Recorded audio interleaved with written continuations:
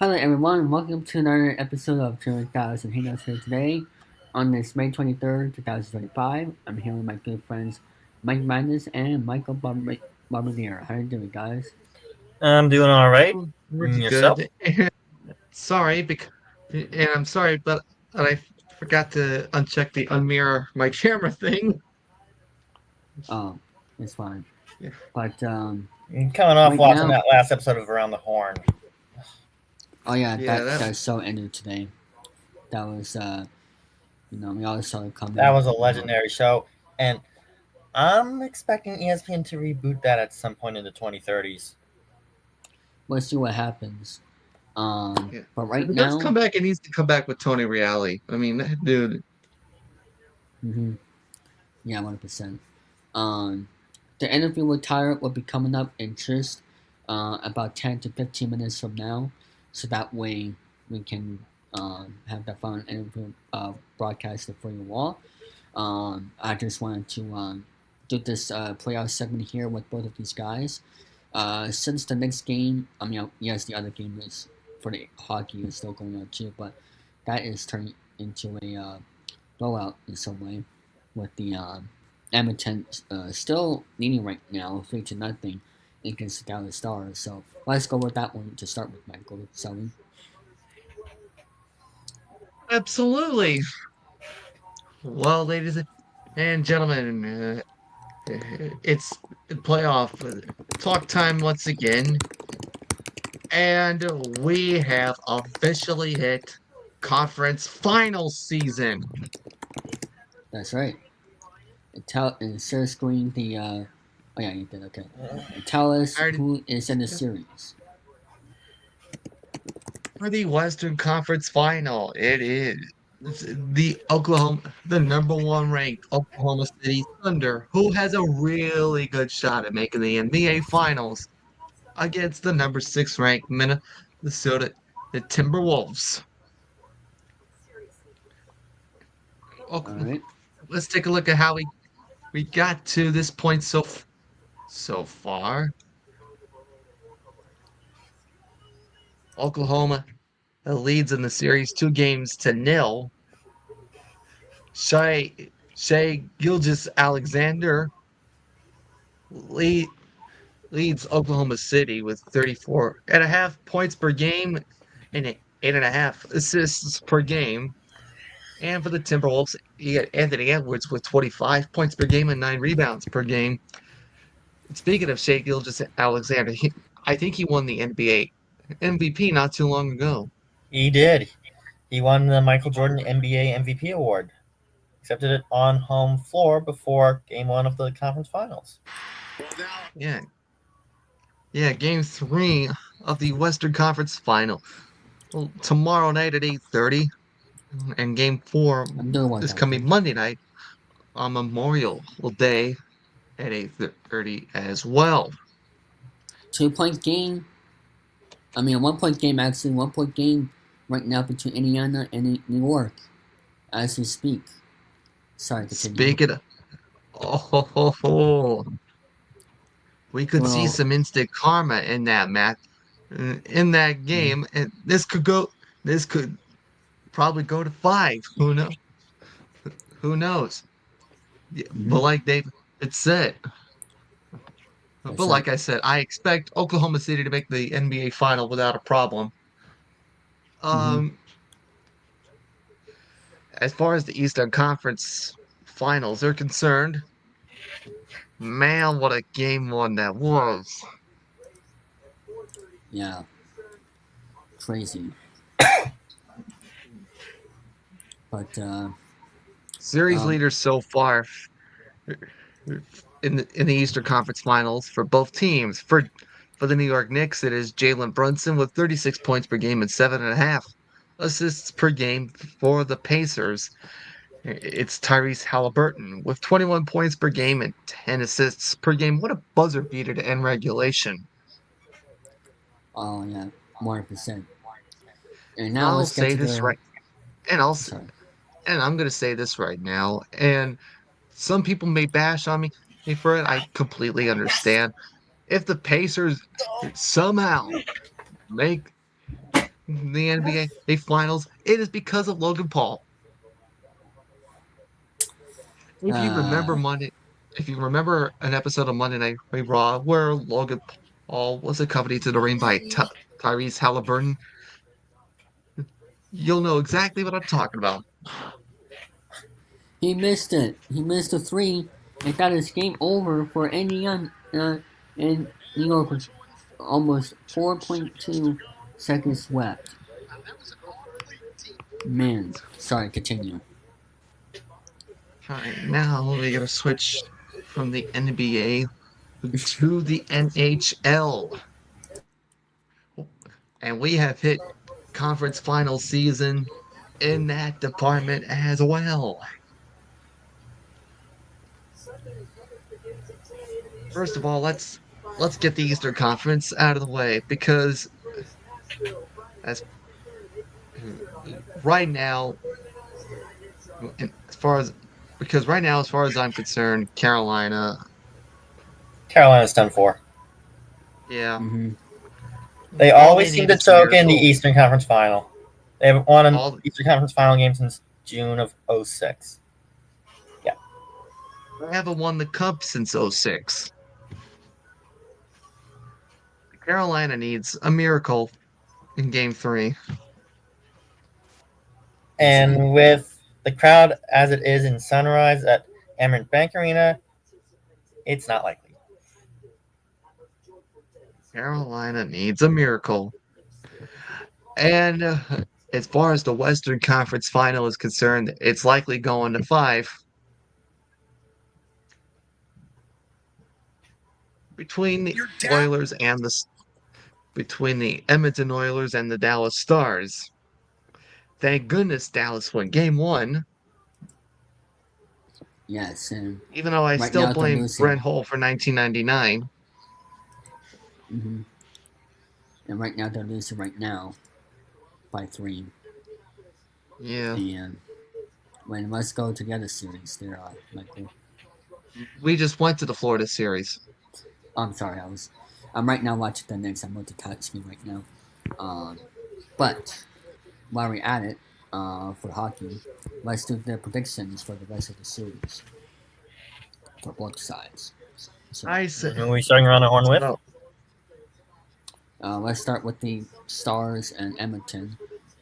Michael, what is your prediction of who's winning the series? We got two Michaels here. So I mean, sorry, Mike Michael Madness. Bobadier. Let's go to Mike Madness first. okay, starting with the new guy. Okay. Well, in the Western Conference, you just can't keep McDavid and Draisaitl out of the series.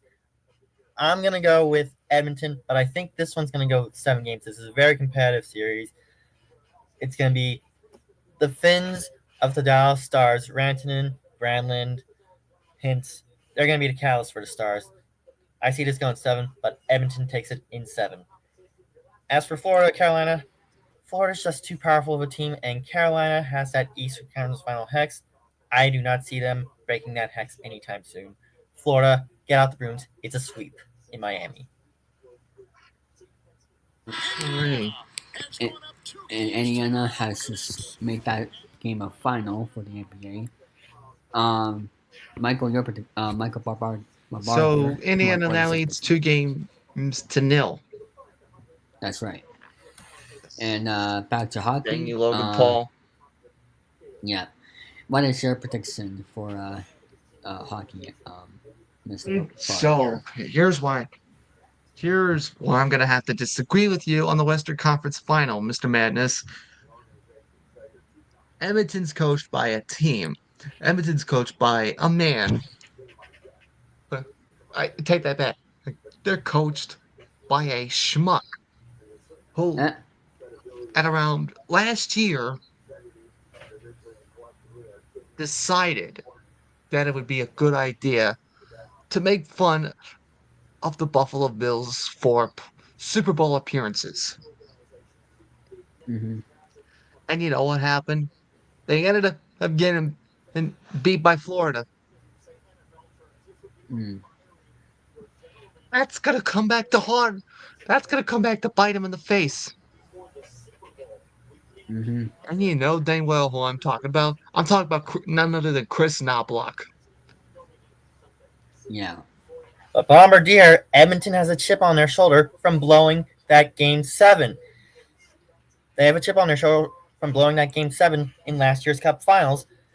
They've got more to prove. I don't see them going back to the Stanley Cup final. I see Dallas coming in a bad mood. They win it in 6. Okay. And You I really think But Dallas I has a do chance agree. against McDavid and Draisaitl? That powerful 1-2 punch? I don't think so. But I I do think it's agree with going you on the 7. Eastern Conference. I I do think agree with you on the Eastern Conference, though. I think Edmonton I takes it in 7. mm, You but I can do agree with you and a little Bombardier, bit. you can mute me all you want. I don't freaking care. I'm like the Jay Mariotti of this. okay. Jay Mariotti, my butt. As for me, my predictions before we go to basketball. Uh, I didn't for predict the Eastern Conference final yet. oh, I thought we already assumed what you were going I agree with you a little bit on the Eastern Conference final, where Florida does make another Stanley Cup final appearance. But I think Carolina's going to find something a little bit to cause a little bit of a rally. So I don't see a Oh, potentially a sweep. I see Florida potentially winning in 5. yep. So That you is what see I was. Carolina forcing it back to Lenovo Center only to have their season end there. Mm-hmm. Yep. Personally, I don't see that. The Panthers thrive off of the home crowd, off of what I like to call the Panthers' den. I see it ending in 4 in Miami. All right. As for me, or do you is keeping on the Wait, NBA. sorry, I forgot. Oh, it's okay. We got As our for me, host. That's worthy of a mute. yeah. As for me, I'm gonna take Edmonton for the for this series here because I mean, looking at the Stars game right now, losing 3-0, to keep doing that at home, on the home court is not gonna look pretty. So Home ice. Home ice. yeah, home ice. The question is, can you really trust Stuart Skinner? That's the thing. Who would you rather trust, Stuart Skinner or Jake Ottinger? Yeah, so I'm gonna pick Edmonton in 6. As for the other series, I'm gonna pick Florida in 4. Oh, okay. So Unfortunately, both series would end at home. yep. Now let's go to this one here. Let's talk about the rest of this series, Mr. Bombardier. Hey, As for predictions, as concerned, what's the predictions for? Western Conference Finals going to be a sweep. Mm, Oklahoma City 4-0. OKC is a powerful team. They're a great young team led by Chet Holmgren and SGA. But Timberwolves have the capability to cause some chaos, but not enough. This one is going to go 5 in favor of the 5. Thunder.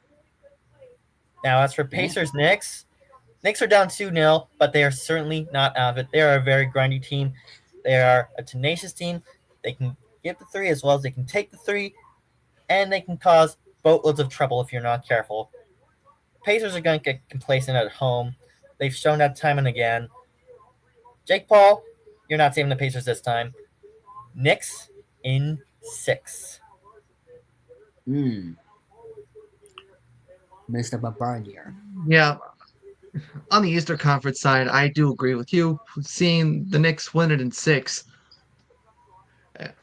And if somehow, and like I said, if somehow the Pacers do end up make the NBA final, I'm gonna tell you one thing. It's not because of Tyrese Halliburton. It's not because it's because of Logan Paul. Mm-hmm. Logan Paul won't save the Pacers.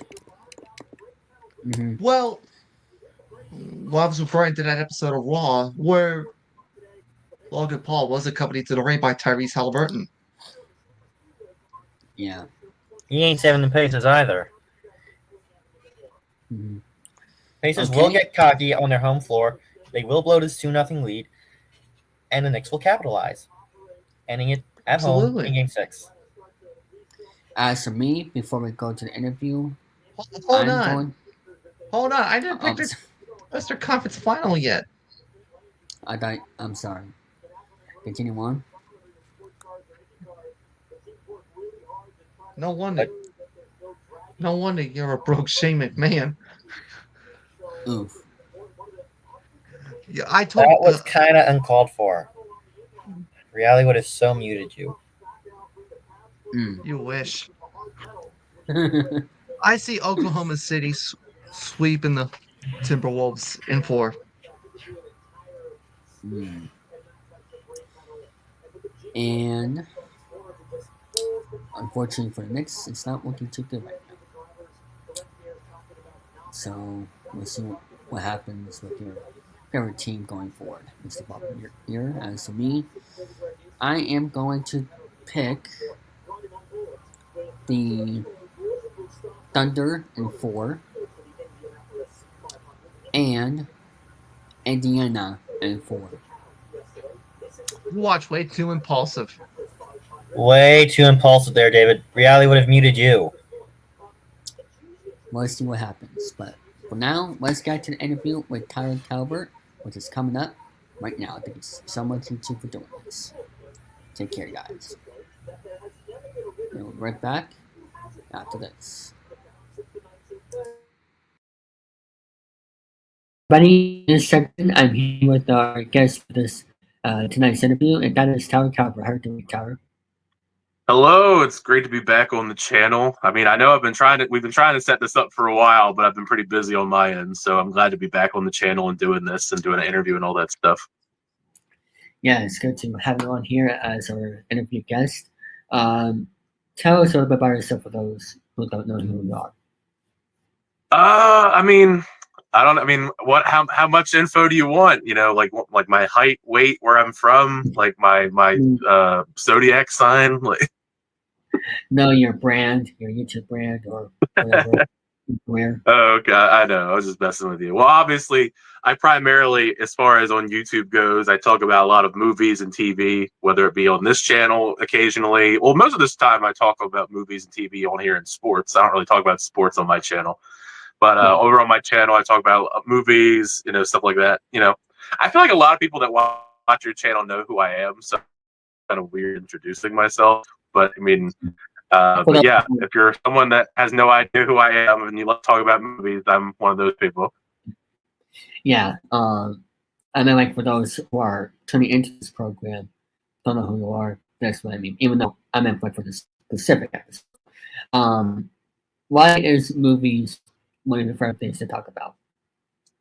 I mean, that's a topic I could probably go on and on about, in for so long and so many different tangents. But I think the core of it is, I just think there's just a lot of interesting things to talk about within movies. I mean, depending on the genre. I mean, some genres are better than others, but primarily, I just think there's a lot of fun in communal experience of movies, how exciting they are to talk about, especially in the horror realm and action, superhero, all of that stuff. And I think, especially nowadays, where we're seeing art kind of being phased out of society, at least what we're seeing in the political climate right now. Now they're going to put tariffs and stuff like that on foreign movies and stuff like that. It's just the arts and AI.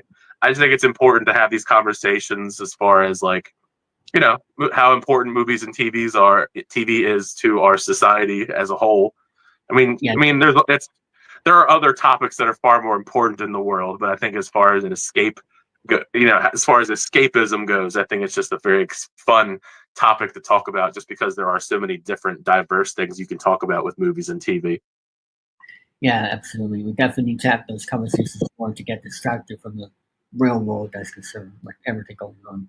So I mean, that's the thing. I mean, that's part of the. I think that is a large part of the appeal, is the escapism of movies and TV, because there are plenty of movies and TV that also, they mirror what's a lot of what's going on in the real world, but there's a lot of fun stuff about movies and TV, the fantastical nature of things, the over the top stuff that also is just great escapism. Yeah, 100%. Where is your, if you had to pick a place where it's on your spare time, what place would that be for your favorite place to hang out that you'd like to tell us? Like anywhere, like I can hang out anywhere. Like your number one place to hang out in your spare time, what would it be outside of work and everything? Yeah, I mean, as cliche as it is, I feel like I spend the most time watching movies at the movie theater or the mall or something like that. I mean, the mall scene is not really as prevalent as it used to be during when I was younger, around your age probably. But there's not as many, I guess, third places anymore. So it's kind of just like malls, movies, conventions, concerts. So I usually try to alternate between those in some degree. So if I'm not at a movie theater, I'm hopefully trying to go to a convention of some kind or a concert of some kind, or a sporting event if it's a sport that we actually have here that I enjoy, like baseball or football. Yeah, 100%. And as for malls, like what did you enjoy the most about malls? Because unfortunately, I never got to experience it that much because once I started to get into like my tens, mid tens, I never got to re-experience that, unfortunately. I mean, it's kind of just like it's in a similar vein to like with movies. I mean, the communal experience. I mean, back when I was younger, the mall was like the place to go on like Friday, Saturday nights, just because you would see a bunch of people that you knew from, mostly from your school, because that's basically most people that you know. But, it was just fun to be in an area. Sometimes you were probably doing things you weren't supposed to, being obnoxious like most kids are. But it was just fun walking around the malls, hanging out with your friends some more. And I guess having a little bit more freedom. The freedom aspect also was kind of fun, for better or for worse, I guess, depending on who you are.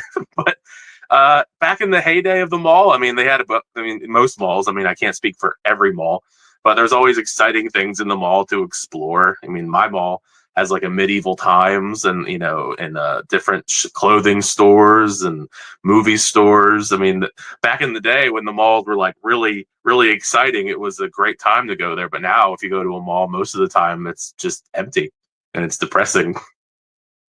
Yeah, it's sad, but I remember going to malls, but never got to experience it as like what you had. Yeah, the food courts as well. I mean, depending on the mall, those are usually pretty good too. I mean, when you think of like an amazing food court, sometimes the malls always had the most variety. I remember going to one like over 10 years ago, and it was great. Um, Tell us how you got into YouTube. I mean, as far as YouTube goes, I mean, originally, it's funny because like originally my YouTube channel was just like random stuff. I mean, it's kind of like the evolution of YouTube because a lot of people, when you look at people's channels, how long they've had a channel, and you see like their start date, and it's like way before I ever posted anything. It's because like back in the early days of YouTube, you kind of just posted like random stuff on YouTube. It wasn't like doctored like stuff that you were planning on doing it, and then YouTube was kind of like evolved into this conglomerate business model that people use now.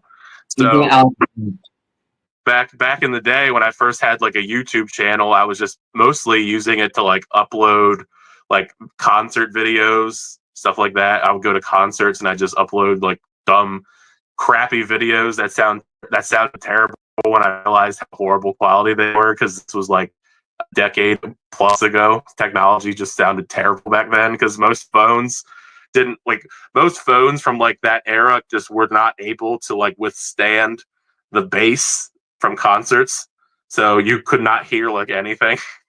But it was just fun to upload stuff like that. And early YouTube was amazing. I miss like early YouTube, not so. But I mean, that's kind of like how my channel originally like began, I guess, so to speak. And then I eventually just figured I was already going to movies, talking about movies with my friends locally, and I figured why not just try and talk about more people, more of it online. Because I mean, there were people online talking about movies before I even decided to start, and that's kind of like, I guess you could say, what drove me into making a channel, because there was like the Chris Stuckmans of the world, Cinemassacre, Schmoes. I mean, I'm trying to think. I mean, I didn't really watch Jeremy Johns that much, but like there was like a collective of people that talked about movies online back then that I really enjoyed, and I just wanted to be part of those conversations in some shape or form. So that was just kind of like my hope, I guess, back then, starting a YouTube channel, and the rest is history. Yeah, back in early days where YouTube said broadcast itself. That was yeah. I mean, back in the original like YouTube like days, I remember it was like the Wild West where you pretty much could just post anything. Yeah, without having to be copyrighted. What was the biggest YouTuber that you ever met that you can remember, like voice channel wise? Well, I mean, I've done videos with Sean Chandler. I mean, Sean Chandler has like, I think 200 something thousand subscribers now, something like that. I've known him for forever. So I mean, I've watched him like rise through the ranks as far as subscriber growth goes. So probably, I mean, it would probably have to be Sean. I mean, if it's like if we're talking like the person who has like the most subscribers of someone I've collaborated and worked with. That's pretty cool. And yeah, he's a great guy. I enjoy Sean. I mean, if you don't know, I mean, everybody should probably know Sean by now, especially because he has so many subscribers. But I mean, he's kind of like the go-to guy for ranking things. Yeah. And speaking of collaboration, you also joined the network community page. What year was that you met those guys? Honestly, if I'm being completely transparent, I have no idea why I joined that page. Like, I don't remember. I mean, obviously, it's been a very long time because I don't remember how many years now I've been in it, but I just remember joining it and over time just befriending people. Like, obviously, you're one of those people as well. But like, I just joined. I think it was just in that phase where I was just joining pages and befriending people. I mean, that's part of the whole, part of building a community is networking. And I mean, honestly, ironically, it's called the network, but yeah, I mean, it was, I guess probably part of it back then was also because Gary and all of them, they were doing movie related stuff back when I befriended them in the network and all that stuff. So I was on like Flicks with the Dicks and stuff like that before they changed it to what it is now. Yeah, I'm surprised you're not at 5,000 Facebook friends by now. Because that's the total amount. Right. So the next question I have here is, back to the movies part. Did you have a favorite type of movies, like horror or whatever? Or no? Yeah, I mean, I feel like horror definitely, I would say, is my overall favorite genre. Like, that's the genre that I love the most. I mean, there's like a variety of things in my background, I would say. I mean, so it's not just straight up horror, but like when I think of like my all-time favorite movies, I think of the horror genre, action, sci-fi. I mean, those are kind of like my top 3 genres that I usually gravitate towards. All right, and I just looked it up. You joined that Facebook page May 19th, 2018. Yeah, that was a long time ago. That's crazy. Yep. I mean, how that's did crazy. You get into? What's that? 7 years now? Yeah, 7. Basically. How did he get? 7. Yeah. How did he get into sports and why? And also, why football is your favorite sport? I mean, I feel like I had no choice to get into sports because I was born into a family that was really into football. Yeah. I mean, I was 3 years old when the Ravens came here. Well, I was 3 years old when the Ravens first were, they moved from Cleveland to Baltimore. So when they moved here, and my family all bought up season tickets for the Ravens. So I feel like I had no choice but to like the Ravens. I mean, thankfully, I actually like the Ravens. It's not one of those things where like I eventually chose a different team and I didn't like agree with them. I still love the Ravens to this day. Sometimes they get on my nerves, but I'm still a diehard Ravens fan. So I've always just enjoyed football. I just think it's a very fun sport, even if like it's kind of, I'm trying to think of the right way to word it, but like in the last I don't know, probably 5 to 8 years, the NFL has been kind of like wussified. It's not as fun as it used to be, but It's I still enjoy watching football.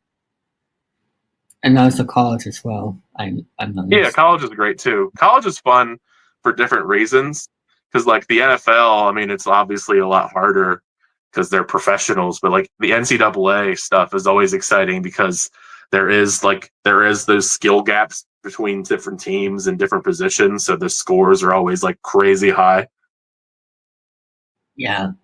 Like not just from one side, it could be for both sides. The scores being super high.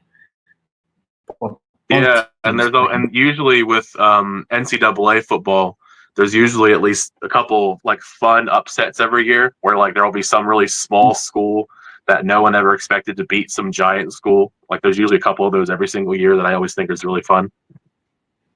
Yeah, and for those guys on ESPN, like the Pat McAfee's, I don't know who else on there, but for them to keep track. Yeah, like for those who keep track of college football, I don't know how they do it.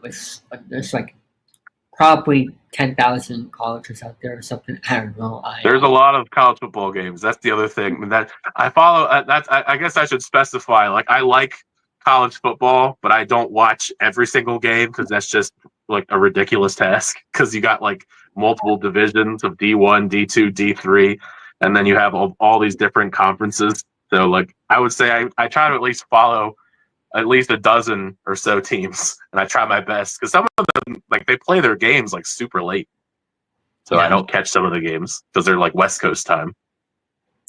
In NFL, there's like Sunday Night Football, there's Saturday Night Football, there's Monday Night Football. For college football, yeah, I mean we're at the point in the NFL where there's like a football game every single day almost.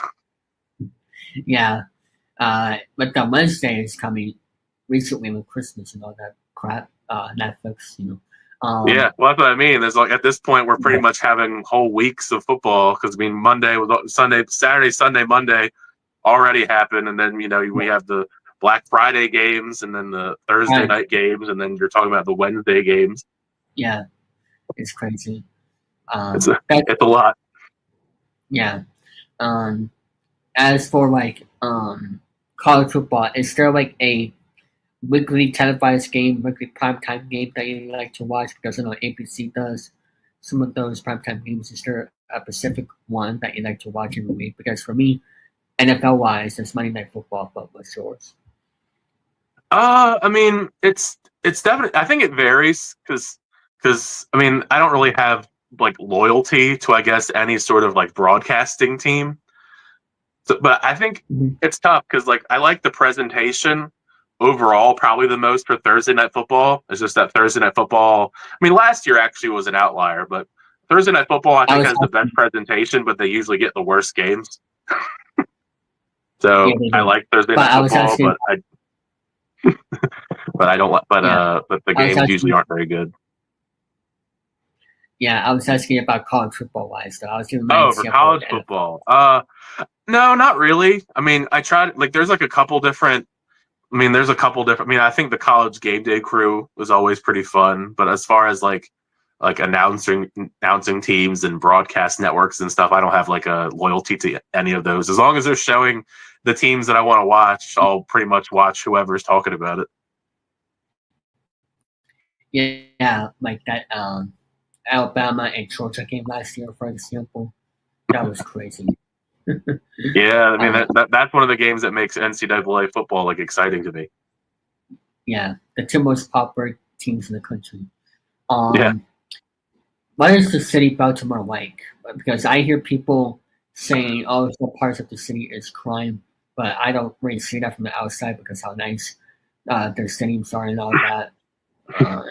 I'm just not giving that example like with Chicago, but I just hear theories about that. Yeah.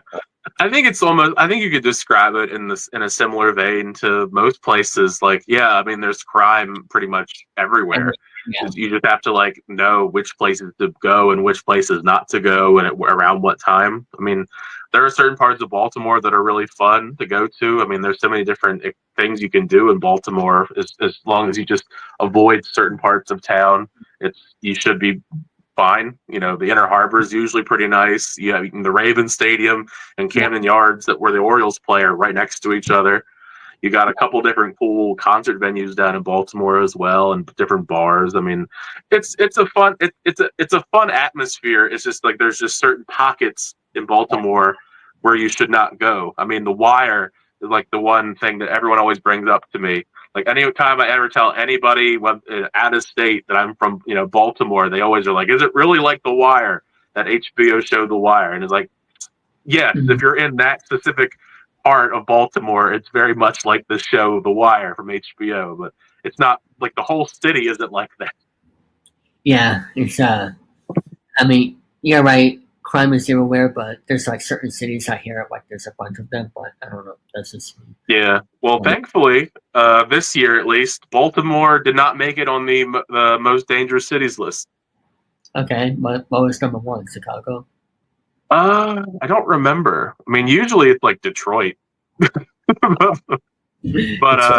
I forget who was number one this year. But I just know it was a big deal because usually both Maryland and DC usually make the top 25 like most dangerous cities in the U.S. and we didn't make it this year, so it's like a nice celebration. But that's interesting. When you first got into Camden Yards for the first time for Baltimore, what was like your reaction to that ballpark? And you can say the same for the Ravens too, for football. I mean, most of my early memories of Camden Yards weren't exactly like fantastic because the Orioles were awful.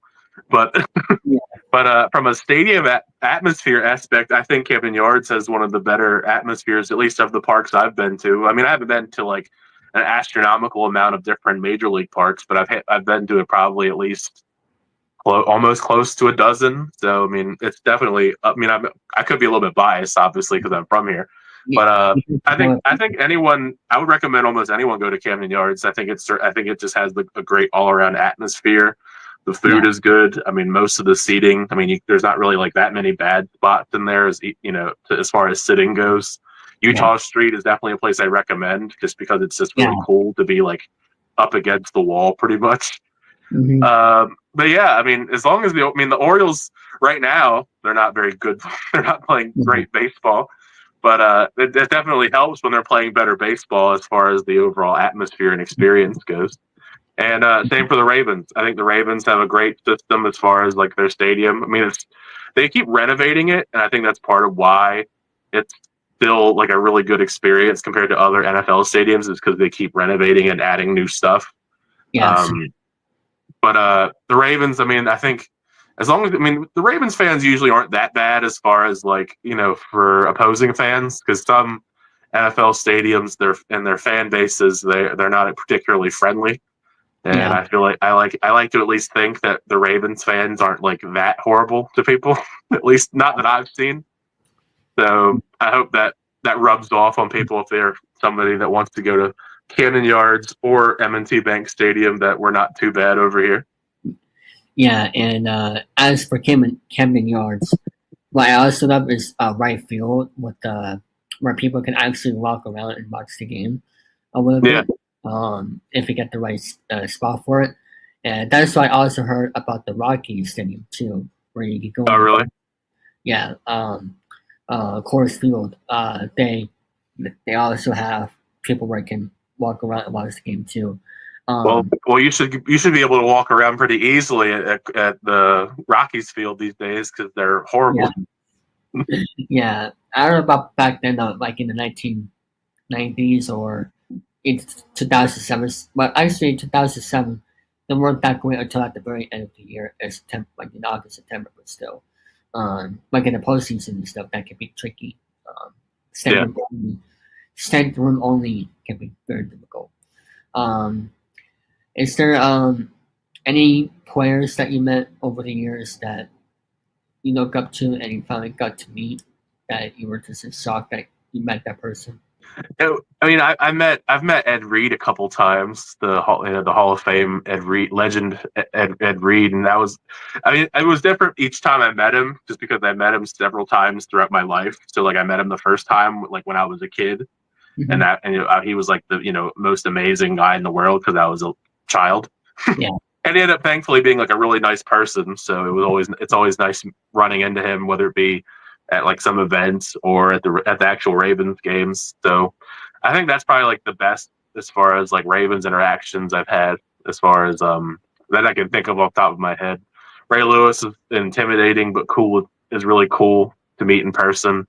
Mm-hmm. As far as like Baltimore Orioles players, unfortunately, I haven't met too many of like the more like this era's Baltimore Orioles players, like Adley Rutschman and Gunnar Henderson.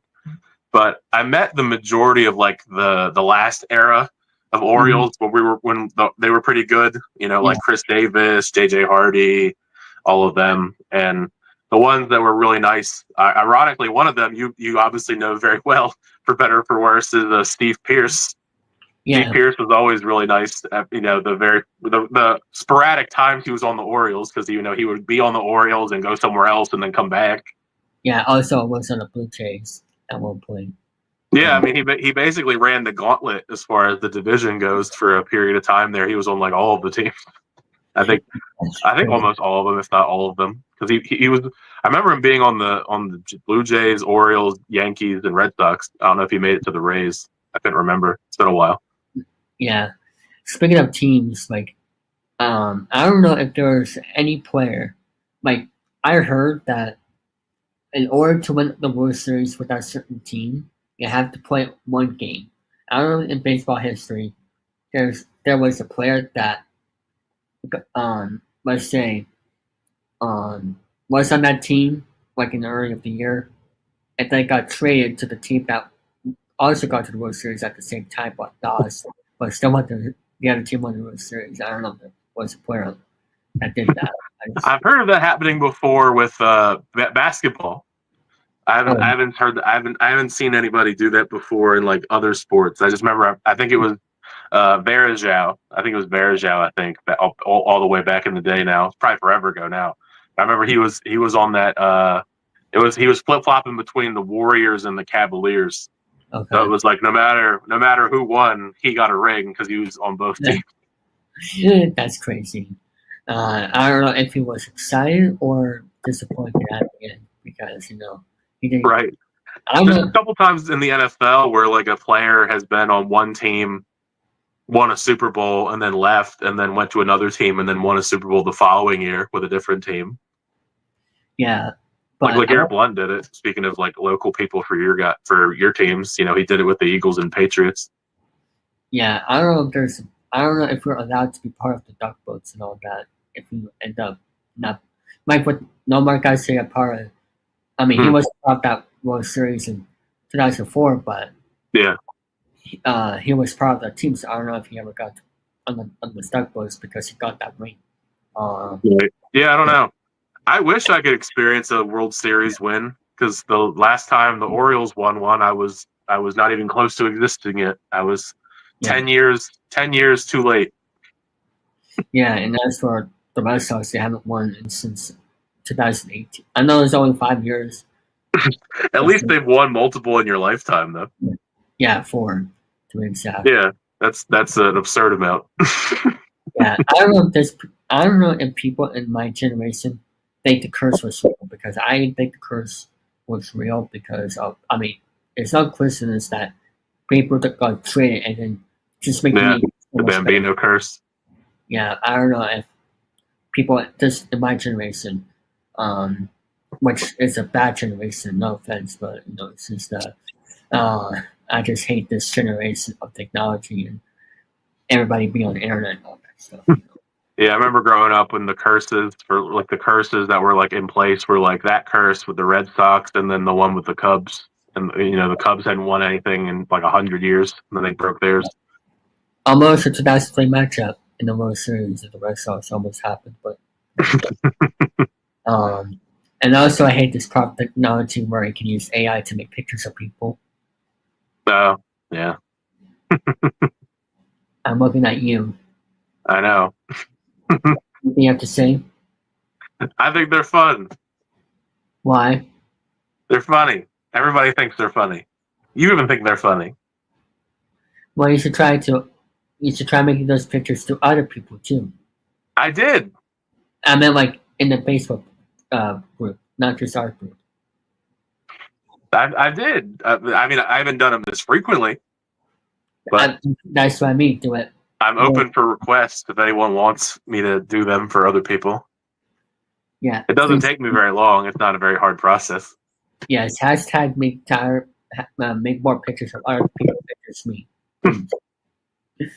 Well, you never know. I mean, how do you feel about the pictures? Like, how does it feel like that might be what you look like when you get older? You have to have a time machine for that one. Maybe I could be right. The pictures could be right. They could be wrong. Yeah. Which, by the way, time machines, they're not real, and also, Not yet. Well, I don't know. Maybe with AI, something could happen.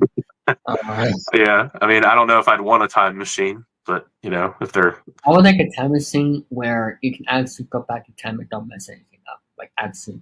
Well, that's the crucial part of time travel. If I learned anything from movies and TV and books, is like, yeah, time travel can be cool, but if you mess something up, then it's the horrible, butterfly effect of it all. There's gotta be books from like one time ago that predicted the future that were in it. There's gotta be books that. Honestly, if there was a time machine, I would just want to be like Biff in Back to the Future, where like I just like bet on everything and became like a trillionaire. Yeah, but that's the thing. You'll get in trouble for that. But, like betting on the Eagles to win the Super Bowl this year, I would roll. Yeah. A few years ago, betting Michigan to win the whole thing with the college football. That was a crazy scare, though, by the way, with Michigan. That is Tom Brady's college. And I don't know if Brady had a little inside info telling them to cheat, but do you think that was real, that cheating with the Patriots? Do I? I don't know. With the fake gate? I mean, I feel like I'm kind of biased if we're talking about Deflategate. I feel like because my team was impacted by Deflategate. I know, but it's like I don't know. I hear stories that was done like in the middle of the game or right after the start. I don't know. It's just. I think there's some merit to it. I mean, it was the NFL made the NFL punished the Patriots and Tom Brady for it. So I mean, they obviously found something wrong with it. I have yet to see the Brady roast, by the way. I need to check out the Brady roast. It's funny. It's just too long. 3 hours long. Yeah, that's a lot of roasts. Yeah. But where can they find you on social media? It's pretty simple. I mean, I probably should have put my last name on my little thing because it would have made it easier. But Tyler Calvert on here, pretty simple. Just type in my name. I should be the first result at this point. But that's my channel for reviews for movies, TVs, reactions, rankings. I mean, I do a bunch of stuff on there. And Twitter and Instagram, it's Tyler Calvert. That's like the main other social medias as far as where to find me at. Yeah, and as for your YouTube channel, is there anything that if there's anything new that you like to add to your channel, what would that be? Just curious. Anything new? Yeah, if you had to pick one thing that you wanted to add something new, what would it be? I mean that's a good question. I mean, when I think of new, I don't know. I mean, I would like to get back into doing unboxings. I mean, that's not technically new because I used to do them, but I used to do unboxings and Blu-ray hauls. But I kind of moved away from them for a bit there because not only was I not unboxing things, but also because I wasn't buying as many Blu-rays. And nowadays it's even harder to buy physical media. So yeah, for those people like Charlie, Tanner, maybe please stop buying Blu-rays and DVDs and physical media. I know physical media is fun, but don't spend all your money at once. God dang it. Well, that's the thing is with any hobby, even I would even say collecting movies at this point is a hobby to some degree. It's all about moderation. So as long as you spend within your means and you're enjoying yourself, I don't see a problem with indulging and buying whatever you want, as long as it's not hurting you. physically or emotionally.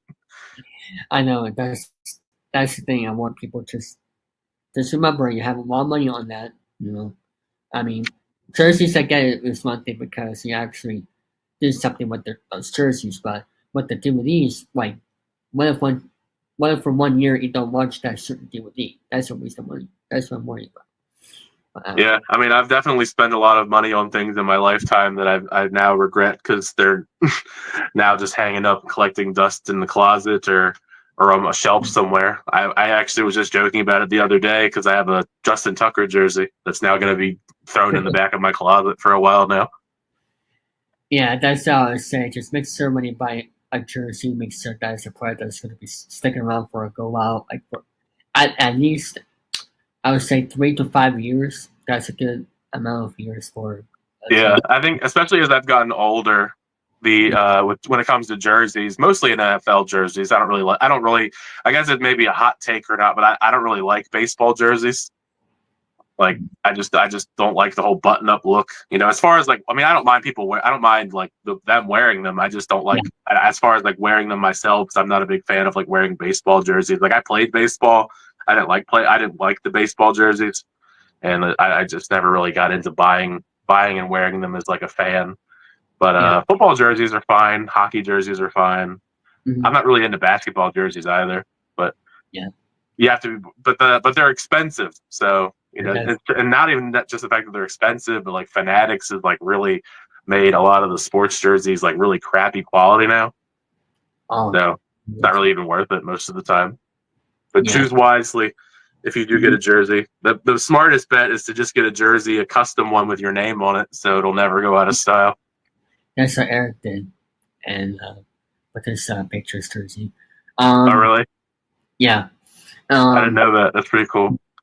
The one Yeah. I've gotten the most usage out of, probably, maybe overall, is I got a Lamar Jackson jersey back when he was a rookie, so that's kind of been the one sustaining me for a while at this point. I think he's going to the Hall of Fame, to be honest with you. I think so too. Not to be biased, I would like him to go to the Hall of Fame with at least one Super Bowl, if not multiple. Yeah. But I hope that his career just continues to get better and better. And I think he was robbed of another MVP this past season. Yeah. Is there anything that you want to promote that's coming up for the rest of the month before we end this interview? As far as like, well, I mean, currently, as far as like stuff, I have a review up for Clown in the Cornfield, this horror movie that came out this actually it's out in theaters now. That's like my most recent like review that's on the channel. And I'm hoping to have stuff up for movies next week, like Final Destination, Bloodlines, and maybe a ranking for Final Destination. I haven't decided if I want to do that yet, but those are like the, I guess, immediate things I've been working on or have up for, as far as promotion goes. All right, cool. Well, that'll be it for the segment. I'll be right back after these If only I could swim, I would swim over there. And I would go up and I would say, "Hello, I'm Louie. How are you? Nice to meet you." And then I would grab the heads and I would hold them under the water like this. Yeah, Louie, you are one sick lizard. Okay. Welcome back to the weekly baseball rundown. I am here with these guys here. It's been a few weeks for me, but a lot has happened in baseball. So we're more than welcome to hear about it from these guys here. As always, I am with Jesse. I am with Josh. I'm with Kurt. And I'm with Brandon. So we got all these wonderful people. And yes, I see the Let's Go Pope. I think that's fantastic that the Pope's a White Sox fan after all. Yeah, absolutely. But in other news, let's get started with what we have for baseball. I'll lead off with Jesse, then I'll follow it up with Josh, then Kurt, and then Brandon, as always. Jesse, go ahead. All right, the Astros have lost their pitcher, Ronel Blanco, and he's on the 15-day injured list with inflammation in his right elbow. The move, which is retroactive to Tuesday, comes as the starter seeks a second opinion on his injury. He wants to go and get a second opinion, manager Joe Espada said. So once he gets the second opinion and we have more clarity on the injury, will report something back. Espada added that Blanco is scheduled to get the second opinion sometime next week. Blanco joins a long list of starting pitchers on the injured list for the Astros. Right-hander Hayden Wesneski, who has been out since May, is set to have season-ending Tommy John surgery. And right-hander Spencer Argetti has been out since April after breaking his right thumb in a batting practice mishap. Ouch. They are without right-handers Luis Garcia and Christian Javier, who are both still recovering from Tommy John surgery. The 31-year-old Blanco is 3-4 with a 4.10 ERA in 9 starts this season. Houston recalled left-hander Colton Gordon from AAA Sugarland to take his spot on the roster. And right now, the Astros are beating the Mariners. Let's see, 5-3, if I'm not mistaken. Let me see. Yeah. Wait, no, it's 6-2 now. My bad. Yeah, 6-2, bottom of the 5th. We only won one game in the last series against the Rays, which was 4-3. But the last game yesterday, the Astros lost 8-4. So the Astros are right now in second place. The Rangers are in third place with the Mariners on top of the AL West. So the Astros are going to need those arms in the battle of the Wild Wild West once again. Yep. And I know we're talking about the West, but we're going to head up to the Central Division now with the Chicago Cubs. Well, let's see. A lot of Cubs news. We're still first in the NL Central, and we're, I believe, 9 games above 500 when I checked this morning. So we're sitting pretty good. We've had a lot of roster moves. We had Moises Ballesteros up from AAA that was filling in for Ian Happ. Ian Happ is now back with us, so he's back where he should be in left field. Thank you. And we had one of our local boys, and I can't remember his name for the life of me now. I had it and I lost it. He was designated for assignment. He was playing third base and kind of all over the field and filling in for some people that were also on injury. We're still waiting to hear about Shota Imanaga. He is well past the 15-day DL. We're hoping he'll come back soon because we need him. And one of our closers, Porter Hodge, is now having some issues. They haven't said what yet, but I'm waiting to hear that report. For the series we just had, we played the White Sox in the first half of the Crosstown Classic, 3 games at Wrigley, and they won all 3. Pete Crow Armstrong is still doing Pete Crow Armstrong things, and I'm hoping the Cubs will come up with a better offer for him because they kind of lowballed him earlier in the season for a contract extension because he's just absolutely amazing.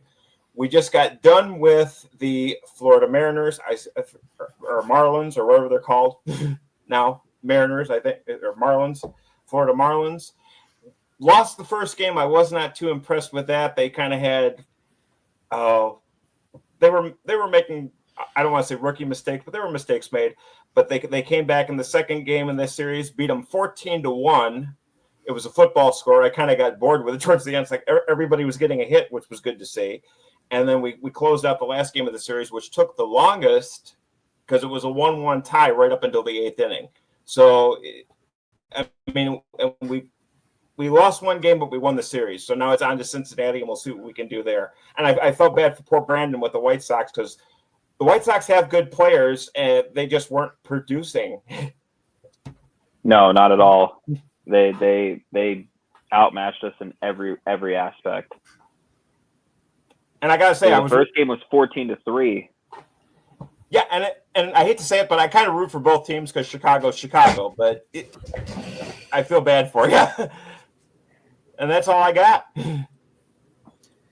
Yeah, and as far as the Central is concerned, it's looking like the Cubbies have a handle on it. But as I was listening to you talk, the Pirates are currently in a rain delay. It looks like they're actually trying to avoid a Major League record, which was set back many, many years ago, where they'd be the first team in MLB history to score 4 runs or less in 27 straight games.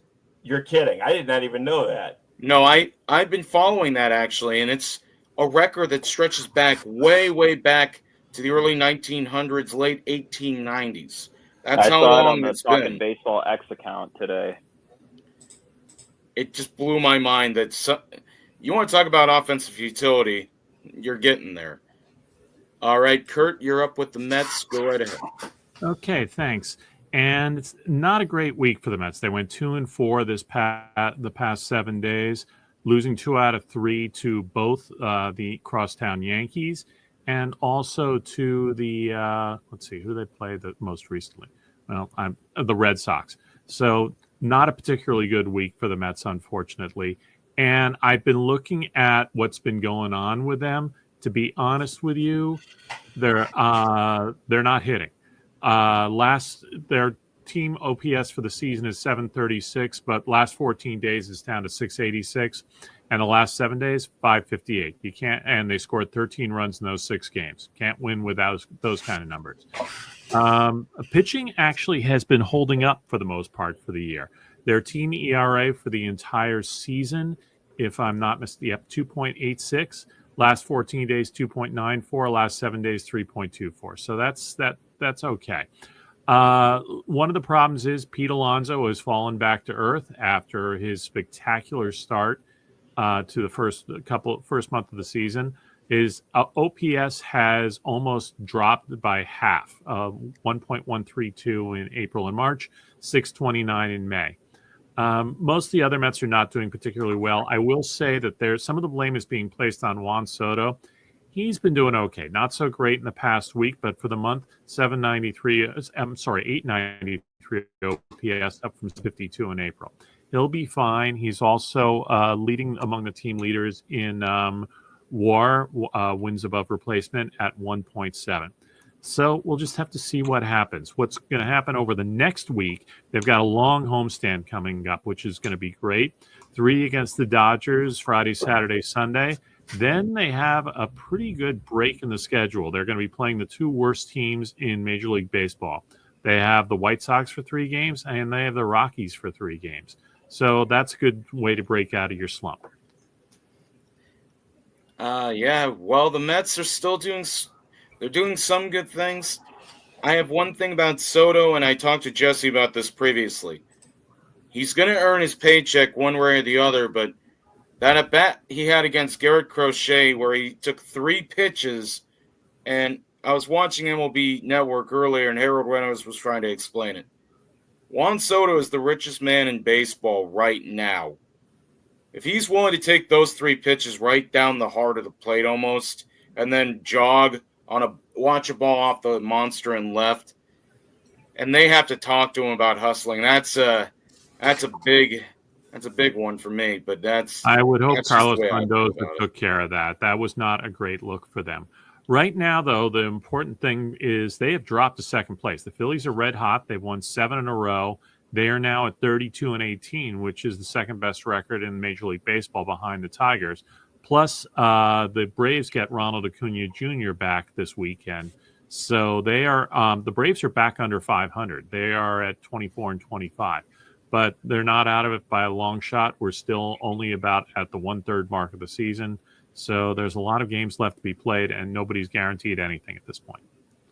That's why this game is so special, and I know the Mets will come back and do something eventually. I know they'll be in the middle of it. And you're exactly right there, Kurt. Brandon, I do have something for you. The White Sox they've got twice as many wins as the worst team in baseball right now, so I'm sure that's more of a pick-me-up than a fall down. I'd love to hear what you got to say about the team. I never in my life thought that any team would be worse than what the Sox were last year, but the Rockies just so happened to be doing that.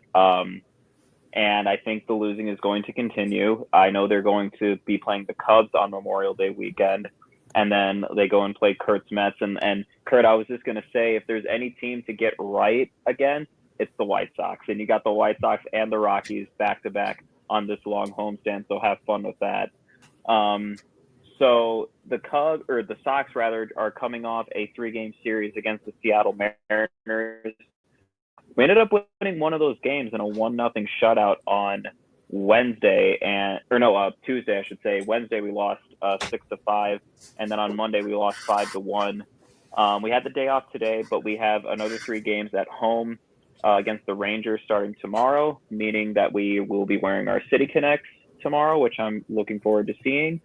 And we'll see what we can do against the Rangers. And tomorrow, Tyler Malley will be pitching for the Rangers. And, I've been very impressed with how the Rangers have been pitching with an old rotation. You have soon to be 37-year-old Jacob deGrom. You have 35-year-old Nathan Eovaldi. You have Tyler Malley. You have other people in their bullpen and their starting rotation, but they're getting it done. And right now they're a game under 500, but I do think the offense will pick it up for them. And Sean Burke, we have going for the Sox tomorrow, 2-5 record, 4.69 ERA, but hopefully he'll pick up some wins depending on his matchups. But we got 3 against the Rangers, and then we're off on Sunday before we play the Mets for 3 starting on Memorial Day. And then we got 3 against the very disappointing Baltimore Orioles, in which we only have 1 less win than the Orioles do now, who just fired their manager. But I will say that the pitching has definitely made more progress than I thought they would this season. And again, there's no other place to go but up. So we'll see what the Sox can do this weekend and beyond. That's great stuff there, Brandon. So while I was listening, I did go to Baseball Reference and look back and just see how futile, because they got more wins now than they through 50 games than they did last season. Actually, they have the exact same record as they did last season through 50 games, but they seem to be a lot better because their Pythagorean has them at 18-32.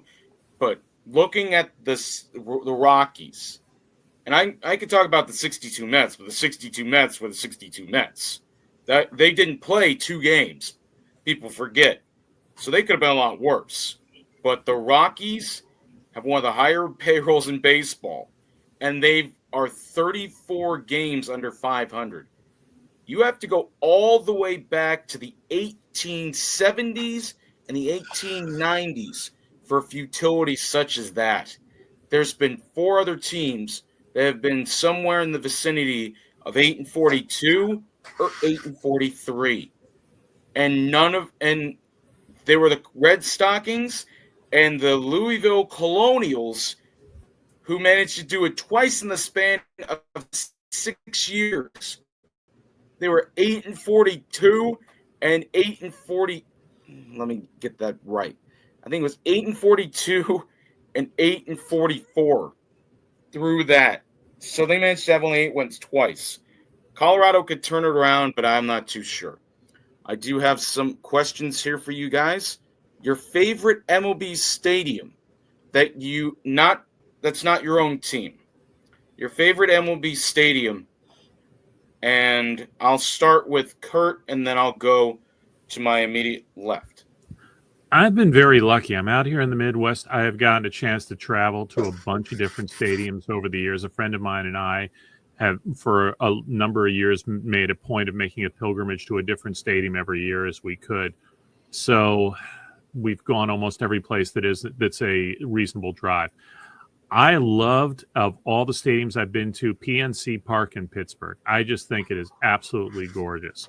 It's unfortunate that the Pirates ownership does not support the team, but if you go there, the upper deck, those bridges at night, it is absolutely beautiful. Walking on the strip and restaurants before the game, there's just so many options there because it's downtown. And the Pirates fans are amazingly supportive. I hope that people go out and support the team and go see a few games if they can. And I agree with you. Pittsburgh has a wonderful ballpark. It's very, very beautiful. Go ahead, Brandon. Well, actually, I'm going to be visiting PNC Park for the very first time at the end of June, which I'm very excited for. And we're more than likely going to be seeing a game against the New York Mets. So, yeah, I'm very excited to see that. I'm very excited to see PNC. But I've been to 6 stadiums so far, and of the 6, I have to say Kauffman Stadium was my favorite in Kansas City. I liked it slightly more than Busch, especially for the fountains that they have in right center field that go off every time a Royals player hits a home run. That's been really, really cool to see. But one that I definitely want to try to make it out to is Oracle Park in San Francisco, home of the Giants. From all the shots I've seen on TV, that stadium looks absolutely beautiful. And to be able to see a game there would be really nice. And ideally, I'd like to sit out in right field by McCovey Cove. I think that'd be a lot of fun. Let's hear yours. So other than Houston and other than Texas, okay? I would Favorite love to try and go to see what it's like at Wrigley Field. So much history there. And maybe the Fenway Park, just to see the big green monster. Those are two that I've really wanted to go to because 113 years old is Fenway Park. It was built about a week after, I think it was a week after or a week before the Titanic went down. So that's a lot of history there. Ted Williams, David Ortiz, Manny Ramirez, and then you got Ernie Banks, Ron Santo. You got all those guys over in Chicago. And now, Josh, not Chicago, but your favorite MLB stadium, okay? Well, to piggyback on what these guys said, PNC Park is on the top of my list because when you watch a player hit a home run into the Allegheny River is awesome. And I've been outside Cincinnati Reds Stadium. I've never been in it, but I'd like to hit Cincinnati Reds, Milwaukee Brewers, maybe even Arizona Diamondbacks, just because they have a pool. And I'd love to see what it's like being in a baseball game where you have a pool. A lot of great ones here because when I think about stadiums, I think about the one, and David, don't you dare bleep me when I say this because this one's going to make David a little angry. But the house that Ruth built, the original Yankee Stadium, that was my dream. Unfortunately, they tore it down when I was only 13, and now it's just a field for the last 17 years. But I've heard that, and it's always, imagine if these walls could talk, like places like Shea Stadium, the original Comiskey Park, the Astrodome, including the stadium that's still in Texas right now. Not Globe Life Park, but Arlington, the ballpark. Rangers Ball, Arlington. Yeah, that one, because they got their own All-Star game. But the only problem with that I have with that is Texas, too hot. Yeah, definitely. You're correct on that, Joey. It's hotter than hell out here. Well, I wouldn't say hell, but it's pronunciation. Yeah. Okay. My last question for you guys is this. There's one homeless team and one with an owner that doesn't know how to take care of his team. Tampa Bay. Where is Tampa Bay going to move to if they can't get their stadium fixed up in Tampa Bay? I'll start off with Jesse this time. Where do you think Tampa is going to end up? The Braves. Where do you think they're going to move to?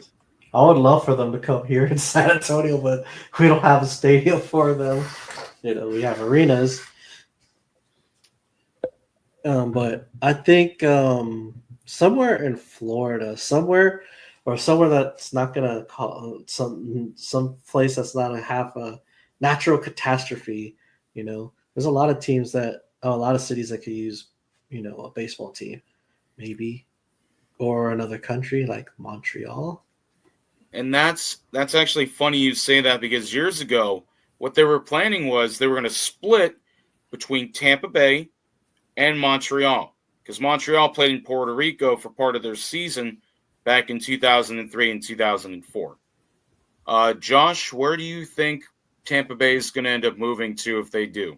Honestly, I don't have a really good answer to that because, I would say Orlando, but you can't really put them in Orlando because then you risk running into Mickey Mouse and disrupting all that. And there are so many other good cities they could go to, but I really don't know where they're going to land. It's like taking the A's out of Oakland. They never should have done that. Yeah, and they've had too many issues with their stadium problems, anyways. I would go Brandon next, but I'm going to leave him for the last one because I know he's going to have a good answer for this.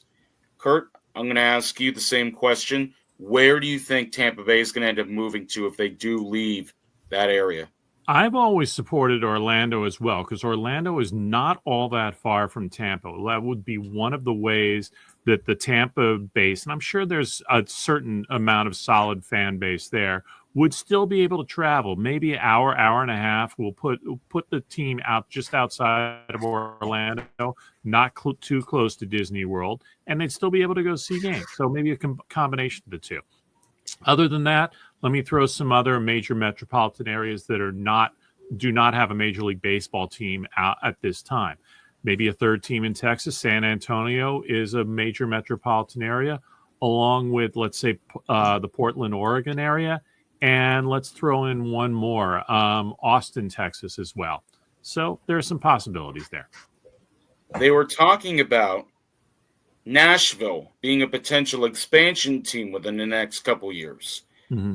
And there's no teams near Tennessee that I know of besides the Tennessee Titans. Right.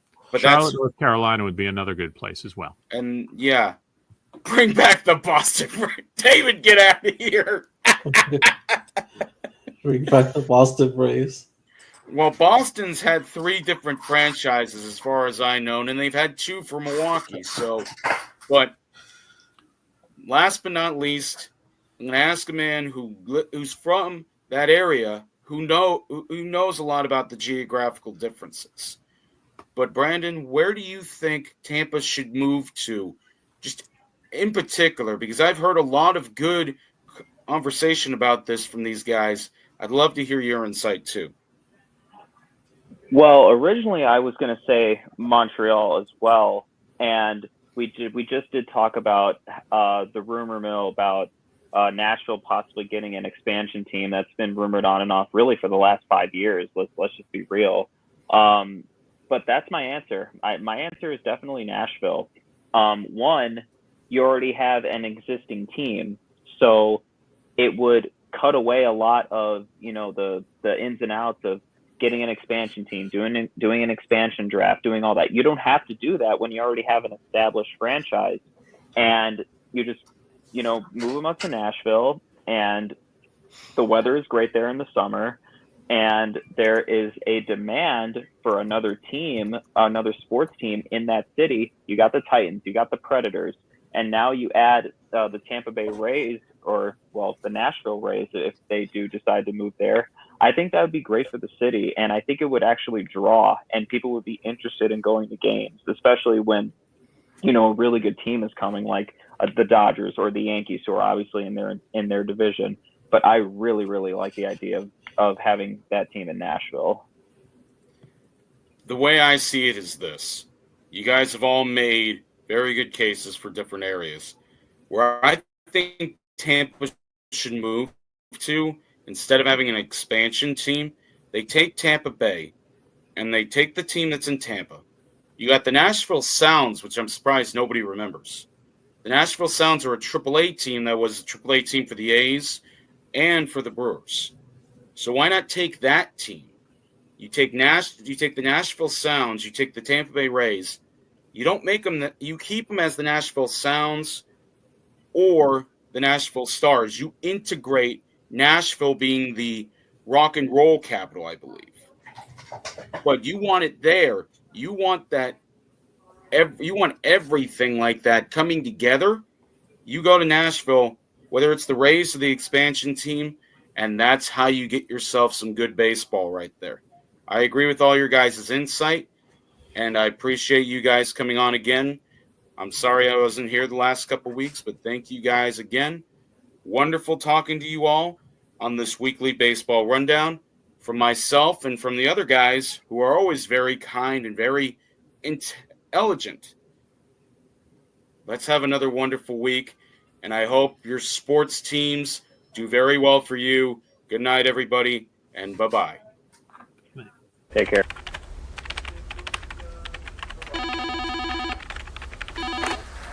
Hello? Get Jason warming up.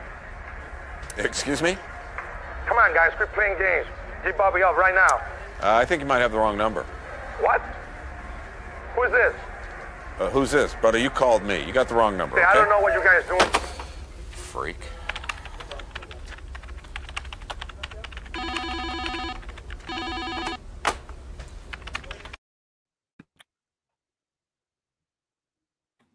And that, people, is how Daniel works at his new job. Anyway, how are you guys doing tonight, Mr. William? Oh, doing great. And how you liking the stream so far, Michael? If you're still here, Michael. You're muted. I forgot to unmute. Anyway, I'm liking it. I'm liking it so far. Really like that baseball cycle. Yes, thank you very much. We do that every week here on Chilling3000 Hangouts, just to separate everything and all that good stuff. Do I see? Oh no! Oh, no, where did this giant? No! I had to come in here because I saw that your boring ass baseball shit was killing the viewers, so I am here to save the stream. So, and by that, it's here to talk about drama. Like, look at David's hat right there. What the, like, that is bigger than his head. Hey, Charlie, just got to say about that. I'm a Hufflepuff. No, bitch, you work at Staples. I'm rolling. I still stand by that. Your hat is bigger than your head. Wait, I hear feedback. Feedback. Wait. Testing. Oh, of course it's from you, David, because the hat is sucking all the oxygen out of your head. Oh no! You little twerp. Oh gosh. Who invited this guy? I am the life force that's going to drive the viewers up because David sucks. AI David's cooler. That is not true at all. Talk about Redbubble. Oh yes, Redbubble. Go and buy your By the Way Hangman Charlie retro shirts on Redbubble.com. Was it /Game Show Fan 2001? I'm assuming, yeah. Sweetie, I'm shocked you still. Chain, next time you talk shit about Red Bull, I'm gonna conquer your ass. Well, search up By the Way Hangman Charlie. See if you can do that. Anyway, William, I got one thing to say to you. Fiend. Yeah, fiend. Shut up. Is that better, William? Hate that so much. Is that better, William? Thank you. Off with you, chicken. Off with you. I think you're a big favor. We cyberjarred him. We cyberjarred. He triggered my cyberjar. Well, I think, William? I think AI Charlie is way cooler than an actual human being. Because all he does,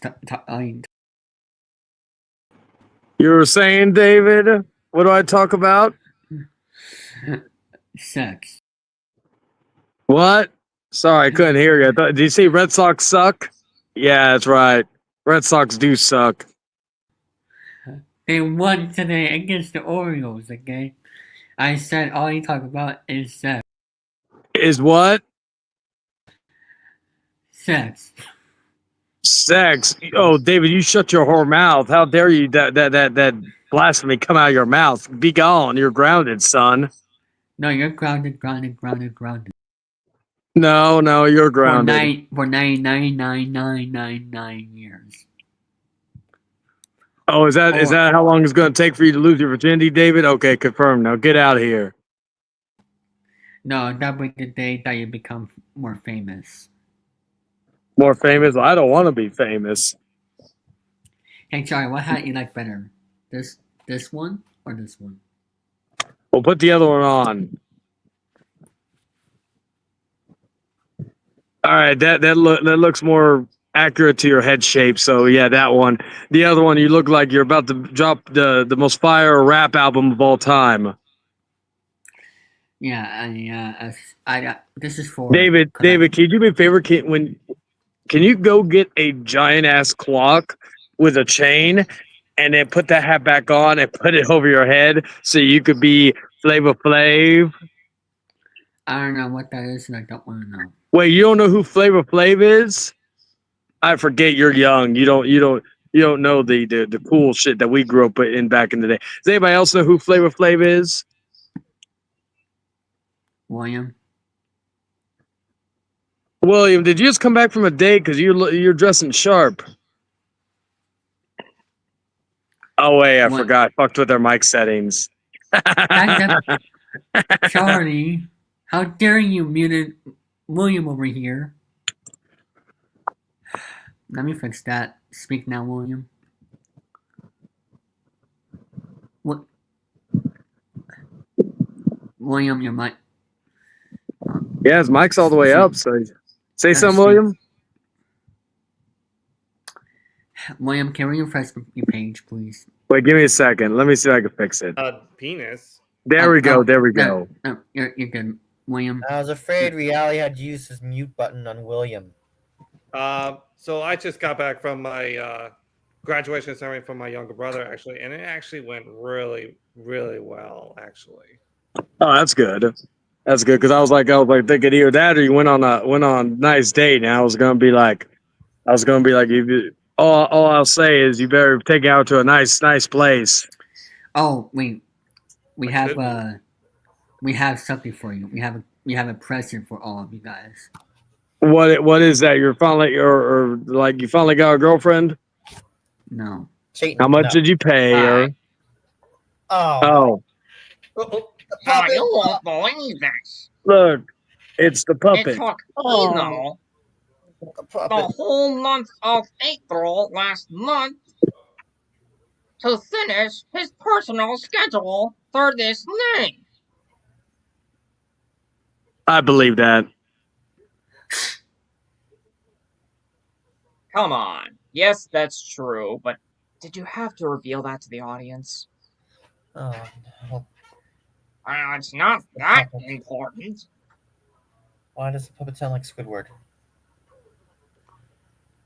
Why? Hello? Andre? I'm gonna get going, David. I'll continue to watch this in the behind the scenes. Okay. Yeah, at least we can have a piece of quiet, so get out of here. This all got better. Unless you're too lazy to even think about your sugar cookies.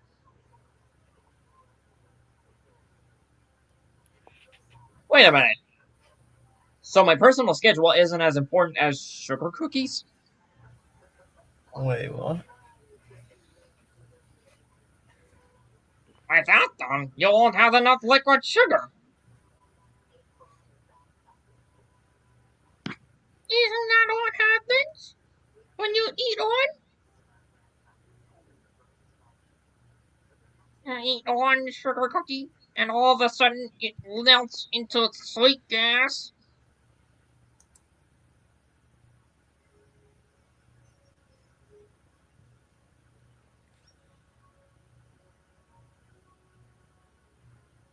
Do you know anything about science?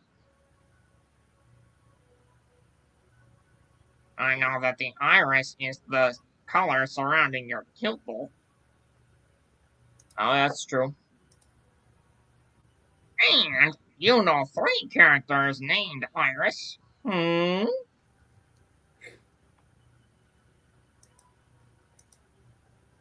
As a matter of fact, I do. There's the blonde one from Lolly Rock, then the darker one with the big hair from Pokemon Black and White, and another Iris from my giant friend, who has a crush on Linus, the main character.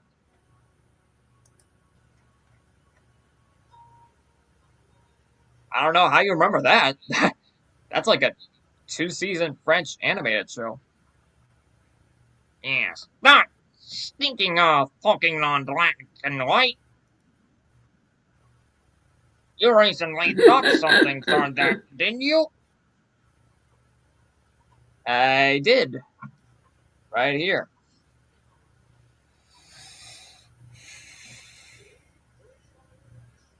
You have a good reason for that, didn't you? Yes. That's part of what I'm going to dress as for this year's Metricon on day 2. Thanks for that. July 25th to the 27th. Well, good luck with that. You don't need a Pokemon anyway.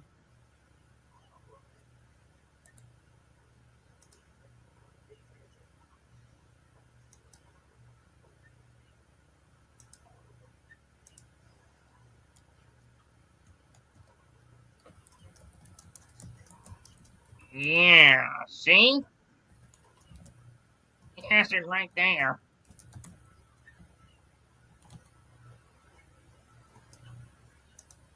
See you next time, everybody. Good night. You dumb son of a bitch.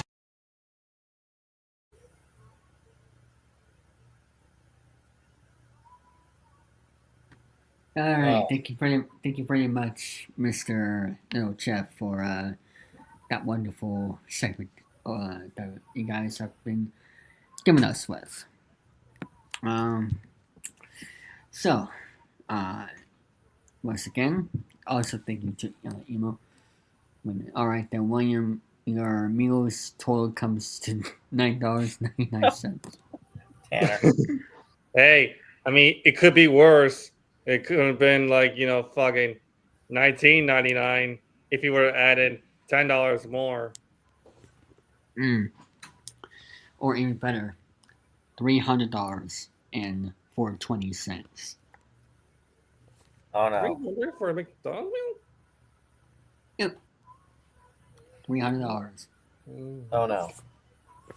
Maybe for a family of 6. I don't know. 420, Bob. There was one guy on Price is Right who bid 420 all the time. Yes, 420. We missed that day doing this. 420. Yep. I have some announcements to make that I want to talk about here. First things first, I am now officially not going to school anymore as a student in my post-grad program on Thursday, June 5th, 2025.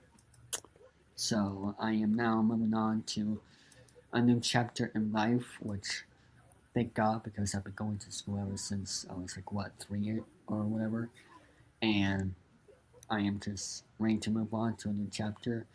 My goal is to hopefully get a new job on a computer by my birthday, if not before the holidays, and I am just looking forward to getting that job whenever it happens. And I don't know what my last day is going to look like, but all I know is that it's going to be an emotional day for me personally, because that'll be the day I know that I won't be coming back, at least as a student, ever again. And as for my next announcement is that as for the Network 3000 YouTube page, the summer schedule is going to be having its announcement video for the summer schedule on Memorial Day, so stay tuned for that. And for this summer, I'll be coming back to YouTube doing videos, at least for temporary, because my goal is to get to 2,000 subscribers by the end of this year. So I am still somewhat, what is the word? Part semi-retirement, but I'll be doing at least one or two game shows for the summer, and they will not be edited that much. That's all I'm gonna say. I'll explain more on my announcement video this Monday. So stay tuned for that. And as for the fall, I don't know what I'll be doing for the channel in the fall as for myself. All I know is I'm still doing Chilling3000 Hangouts once a week, Fridays at 10:30 p.m. Eastern. Next month in June, we'll be celebrating National Game Show Month. So we'll be having themed game show guests coming here on the network uh, for the summertime, the beginning of the summertime in June, and all that good stuff. So uh, yeah, stay tuned for that. And like I said, I'll be coming back to YouTube this summer for a few projects, but won't be edited as much as I did in the past. That's all I'm going to say. I'll explain that on Monday. And like I said earlier in my other announcement, I'm so looking forward to the next chapter in life. And my goal for the rest of the year is to not only work on my independence, getting to 2,000 subscribers, and hopefully get a job by the end of the year. So, William, your thoughts? Just keep on trucking. Keep up the great work, and yeah, hopefully a company will be very grateful to have you.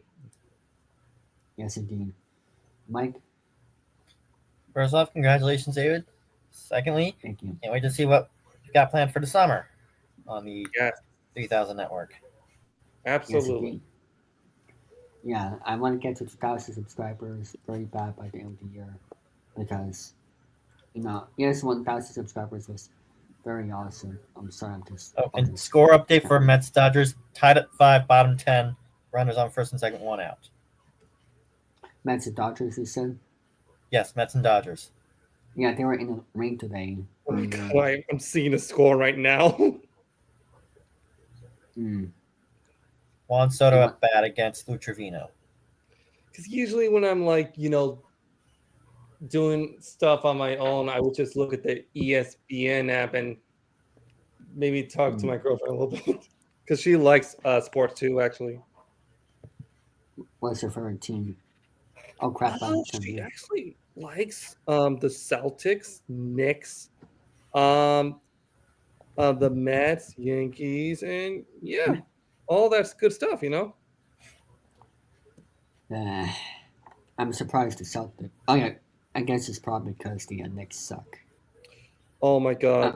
When we were over at Buffalo Wild Wings one day, and when I saw this huge blackout when the Celtics were behind by 40 points, I turned to her over, and we were just like, "Can we go back to the apartment because this is one huge blackout? I don't want to watch the rest of this game." You should have. What? Yeah, but at least I'm happy my home state team won. Hey Tanner, if you're still watching Five Guys, just don't tell a certain Barney fan that. Well, Danny will get the reference. Just make sure Ben doesn't hear it. Oh, you blew my joke away. Oh well, I was gonna have people guess on that one, but it's not. Oh, I know. Just don't mention Five Guys to them. Yeah, that's all I'm gonna say. I'm talking about Ben Wonder, the person who knows just to make crazy voice messages and knows Barney. On my next episode of Chilling3000, I should play a Barney online game.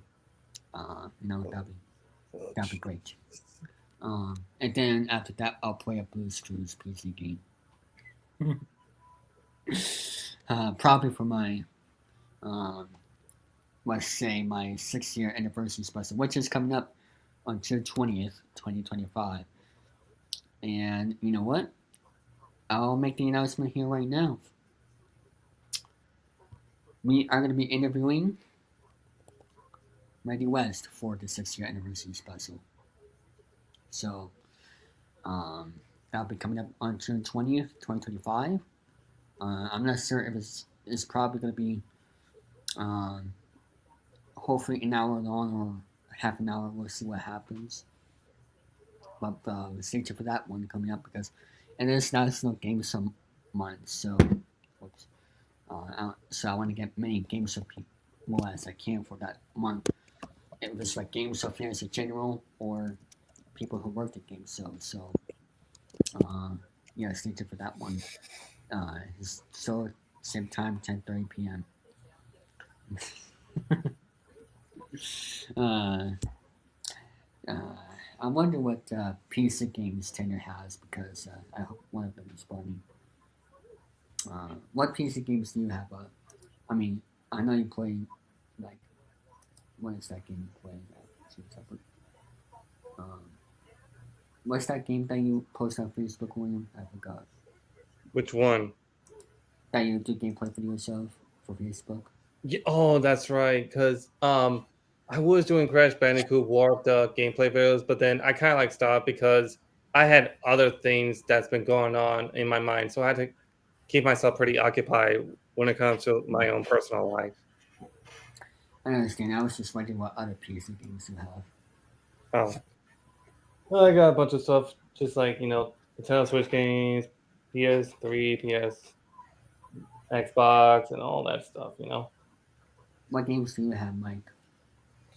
Boy. In terms of PC games, I have the Backyard Sports Series. I have Family Feud 2010. I think I have Pressure Lock 2010. I'm not sure, but yeah.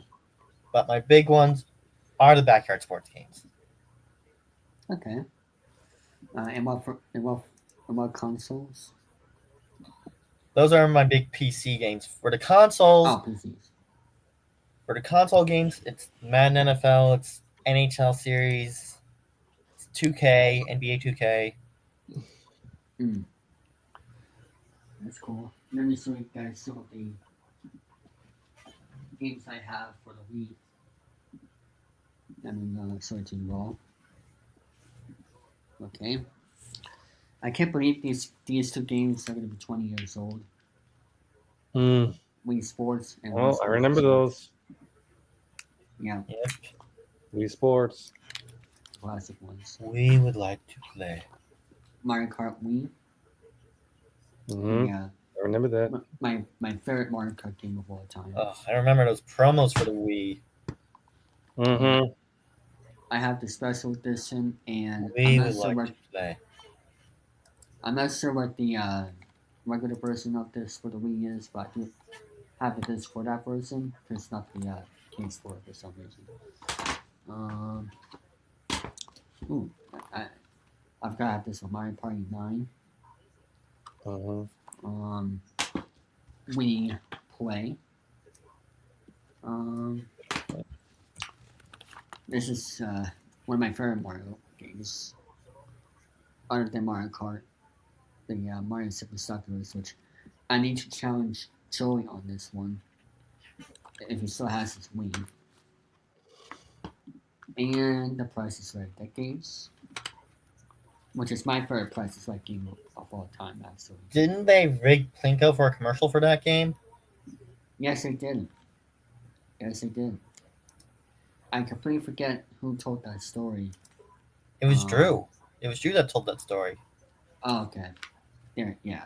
I know I heard it from somewhere. But Drew told it himself. Woman drops one chip, $10,000. She drops the second chip, $10,000. She goes to drop the third chip, and Adam Sandler, the stage manager, runs up and says, "No! Drew, it's rigged." And Drew was dumbfounded. Yeah, he was. That was his first couple. That was within his first couple months of taking the Price is Right hosting job. Yeah, I gotta see where that clip is from, but I don't know for a fact that they rigged the game. Not that Adam Sandler. I actually met not that Adam Sandler. Yeah, I did meet the Price is Right Adam Sandler. He hates the Yankees, by the way. That's all. And looking back on the baseball roundtable segment, you guys were talking about where the Rays might end up moving to. My money's on Orlando. They've got the ownership group in place. They have the stadium concept in place. I was saying, put it right next door to Kia Center. It's gonna thrive. Problem solved. Yeah, I have Price of Luck for the Wii, 2010 edition, and I have Millionaire for the Wii. I have both of those games for my Nintendo DS. Mm-hmm. I was actually able to beat Michael Larson's record twice in Pressure Luck 2010 edition for DS. I have and favorites. It was a sports game right there, and Wipeout, Clean Cross. I don't know where the first Wipeout game for the Wii is, but that was pretty fun. Mario Sonic at the Olympic Games. William, I think you might know of this one. Mr. Braun. In 2010, that would be Vancouver Winter Olympics. You're muted, William. Oh, no.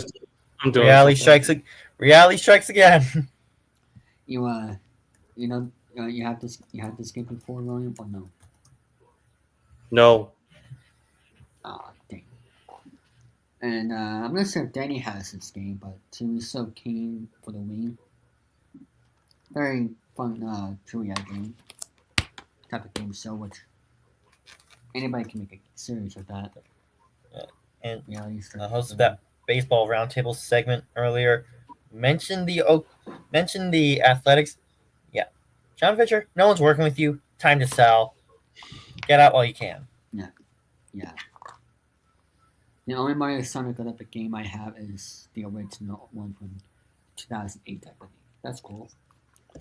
Family Feud, 20 Family Feud Decades for the Wii. One of my favorite Family Feud games. I love the Decades ones because of the main characters. And I have Wii Party, which I think, I'm not sure if a lot of people know about this game, but this was very popular back in the day. I guess for the content creator wise. You never heard of TV So King? Wow. If you look on the Stagnating Teens old YouTube page, God rest his soul, he did a gameplay video of that. I've done gameplay videos of that too, but let's see what else I have. Oh yes, I have Game Party 3 for the Wii. I haven't played this in a long time. I have Family Feud 2012 for the Wii. I have a game that our president loves, golf. Carnival Mini Golf for the Wii. I haven't played this in years. Pretty fun game. Oh, that old Carnival game series. Oh my. Yes. Mm-hmm. Mr. Money, how you doing? I should send the link. I'll do that in the live chat for you, okay? Or should I do an email? I'll just do it. You know what? I'll just do it in. I'll just. There. I'll put it in the live chat for you, Mr. Money, if you're able to. And Danny, stay put in live chat because, I need someone to moderate while I wait for Mr. Money to come because that's good. Can you come on the stream if you could for a while, Mr. Money? I'll put the link in the live chat there for you. And like I said, that link is only for Mr. Money, by the way, people. Also Wipeout 3 for the Wii. The Carnival game series is so underrated. I was bigger than when I was younger. Yeah, they were interesting for sure. And I think that's all of the Wii games that I have in my room right now. So you're welcome for me to get rid of all the Wii games to put on my table here. But let's see, what else should I show you guys in my do a room tour? No, okay. I have something here for you guys to showcase in my. I'll do a separate, maybe for my 6-year special, I'll do a physical room tour. Yeah, I could bring some Wii games real quick. If you want to, Mr. Money, I just want you to stop by the stream itself. I have some DVDs that I want to show you all. Oh, hey guys, it's Mickey Mouse. How you doing? And William, your Knicks suck. Yeah, I want to shove those Knicks up your portal. You mean this part? You mean this part right here? What do you think you were pointing at? Your balls.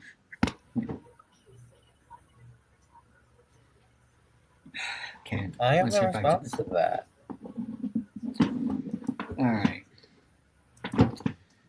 Thank you, Mickey Mouse, for that cameo, I guess. Some old Price is Right DVDs. Oh, let me make my screen a little bigger here. Some from eBay with Bill Cullen. I know a relative of his that we interviewed on here. Very cool. Yikes! Wow. Yep. I never had a Wii. It was so Well, backwards. Yeah, these are DVD. Where is the DVDs of Mike Butcher's episodes? At your house, Danny.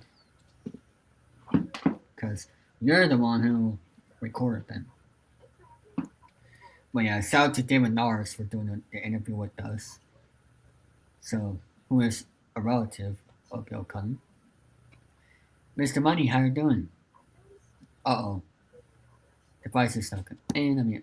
Hey, Mr. Money, how you doing? What's up, David? I gotta Pretty cut my good. camera on. It's all good. I'm right now showing off my DVD collection for a little bit. Oh yeah, I seen you showing the Wii games, man. I brought a nice little amount because the Wii was the very first console that I ever collected for. And I got a nice little Wii U collection as well, like, you know, but that's cool because the Wii had so many games, right? Like that's a console that literally had over 2,000 games. What's going on, William and Mad Mike? Oh, Yes. Yeah, the Wii was very popular 20 years ago. Facts. And actually was my first video game collect. Well, actually, the first console I think I ever had was the V Smile, but that was for kids. I remember that. Yeah. Yeah, I'm gonna get going, so I'll see you all later. Okay, William. Peace Take out, care. bro. Peace out. Take care. yeah, I'm gonna head out too. 11 mutes, everyone. 11 mutes. All right. See you later, man. See ya. Me and Mr. Money will keep on talking here. There we go. Okay. Because I do got a few things I want to show, but I'm listening. All right.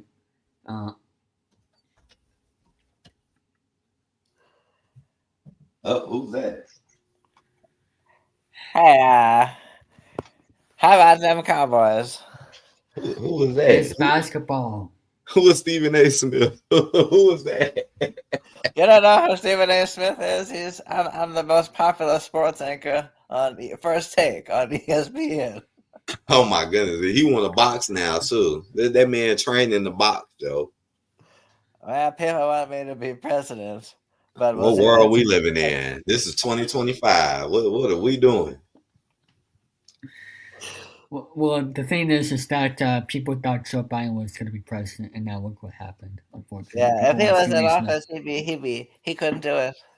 They need someone like me in there running the show. Yeah, I'd rather Stephen A. Smith than let's say him and Jari. You know, that smug. We rather So you would be cool with Stephen A. Smith as president?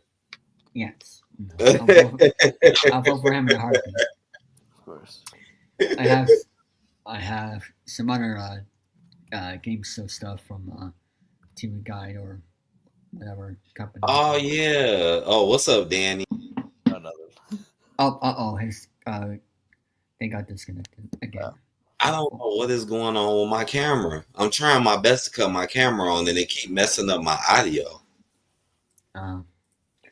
No, so I have the 2018 World Series of the Red Sox doc. So. No, that's cool, man. And I see you do like game shows. I like game shows too. I got a lot of game show games. Okay, finally. I don't got no backgrounds either, so y'all can see. Because y'all won't be able to see nothing with a background. Yeah, your camera is black. We can't see you. Well, y'all can't see me? No. What the heck? That's I'm better. here. Whoa, I can see myself. There we go. Oh, there we go. That's better. Just Oh, there we go. If you don't vote for me, then you ain't a Game Show fan. Okay, it had to load in, I guess. But go ahead and show your stuff because I got some Wii games I want to show, man. That was so nostalgic what you did with the Wii games. So let me know when you finish, and I can show a few Wii games that that I got. I'm done with my Wii collection. I'm done with this, so you can show yours. Okay. Well, I don't know. I just went in there and I just grabbed like a random pile. But here goes some of the Wii games that I got. Trauma Center, New Blood. This was a kind of an interesting series. This was on the DS as well, right? I remember I used to have this on the DS and then I sold it. Somebody bought it. This is one of my favorite Wii games right here. Oh, that's a Super Mario Galaxy. Yeah. This is one of my favorites, to be honest. Now, I never played 2, but I got 2. But I never played 2. So one of these days I gotta play 2. Because I never played it. This is random as hell. Y'all ever played this? I've never even played this. No. Truth or Lies? What the heck is this? The Wii got some of the most craziest stuff on it. I'd be curious to see how that works. Truth or Lies? I never played that. It's a politic video game. Now, this game I have played. I like this game. This game is on the GameCube as well. Mario Power Tennis. Yeah. I love this game, especially on the Game Boy Color, GameCube. The Wii one is pretty good too. This is pretty random. X-Men Origins, Wolverine. This is random. I don't think I've gotten into this game that much. Wii Play, that's a classic, right? I have that one. That's an original. Oh, here go 2 right here. Here go 2. I have not played. Have y'all played this? A long time ago. Did you like it? I think so. Yeah. Yeah, I never played 2. I love 1 so much. So one of these days I gotta play 2. One of these days. Oh, yeah, speaking of game shows, David. Speaking of game shows. Oh, I have the same one. You do? 2011. Yeah. I think I got one of these on the DS as well. Oh, this is a funny one right here. Where's Waldo? This is a funny one. Where's Waldo, y'all? He's at the White House. He's at the White House dealing with Trump and his supporters. What was that you just had in your hand? What was that? That was a Mickey Mouse. Oh, okay, that's cool. That reminded me of the little chicken I got. I got this funny little chicken. That's so funny. Hey, Danny, what do you think of my picture? He's great. Oh, shit, he got Scooby-Doo in the piece. Oh, shit, look at that. Damn, that's a big one, too. It's kind of big. Yes. This is another classic game on the Wii that I like so much. One of the first Wii games I ever played.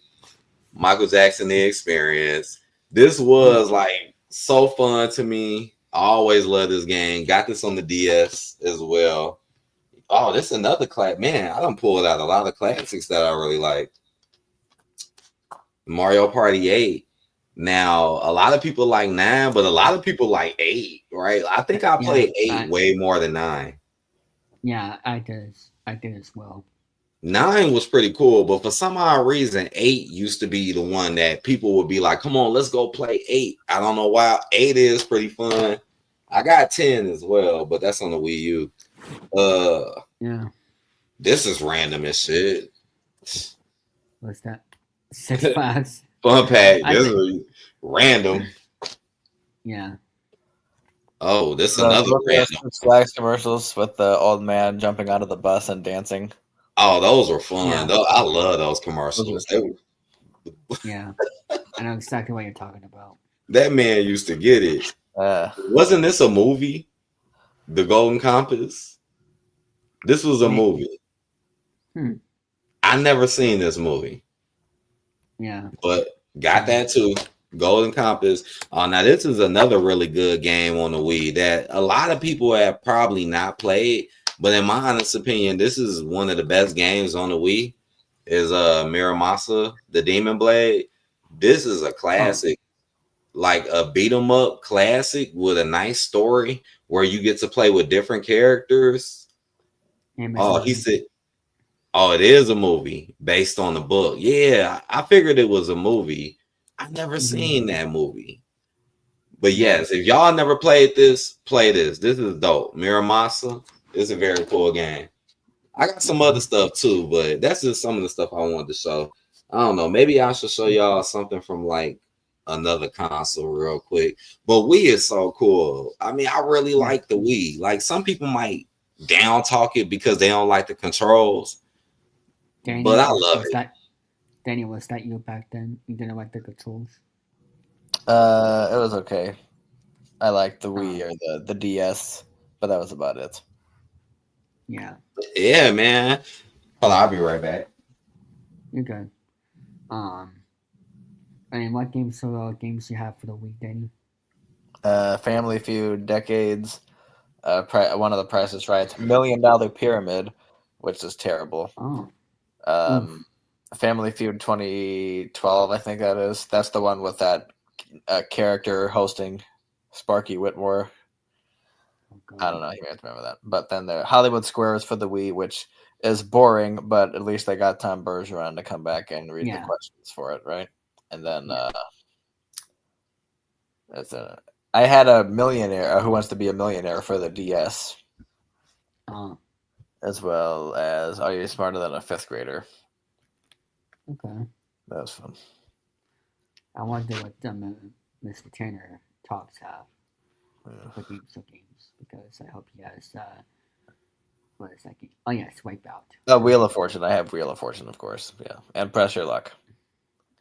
Yeah. Do you have any Wipeout games, Benny? I think I had that on DS. I think Wipeout. I heard Wheel of Fortune. Yeah, I have a Wheel of Fortune game for the Wii. It's got a patent ban on it from like 2010, probably. I'm thinking, do I got that one? Nah, I don't think I got that one. I know I got the one for the one that was Jeopardy and Wheel of Fortune together. Yeah, I believe that. Yeah.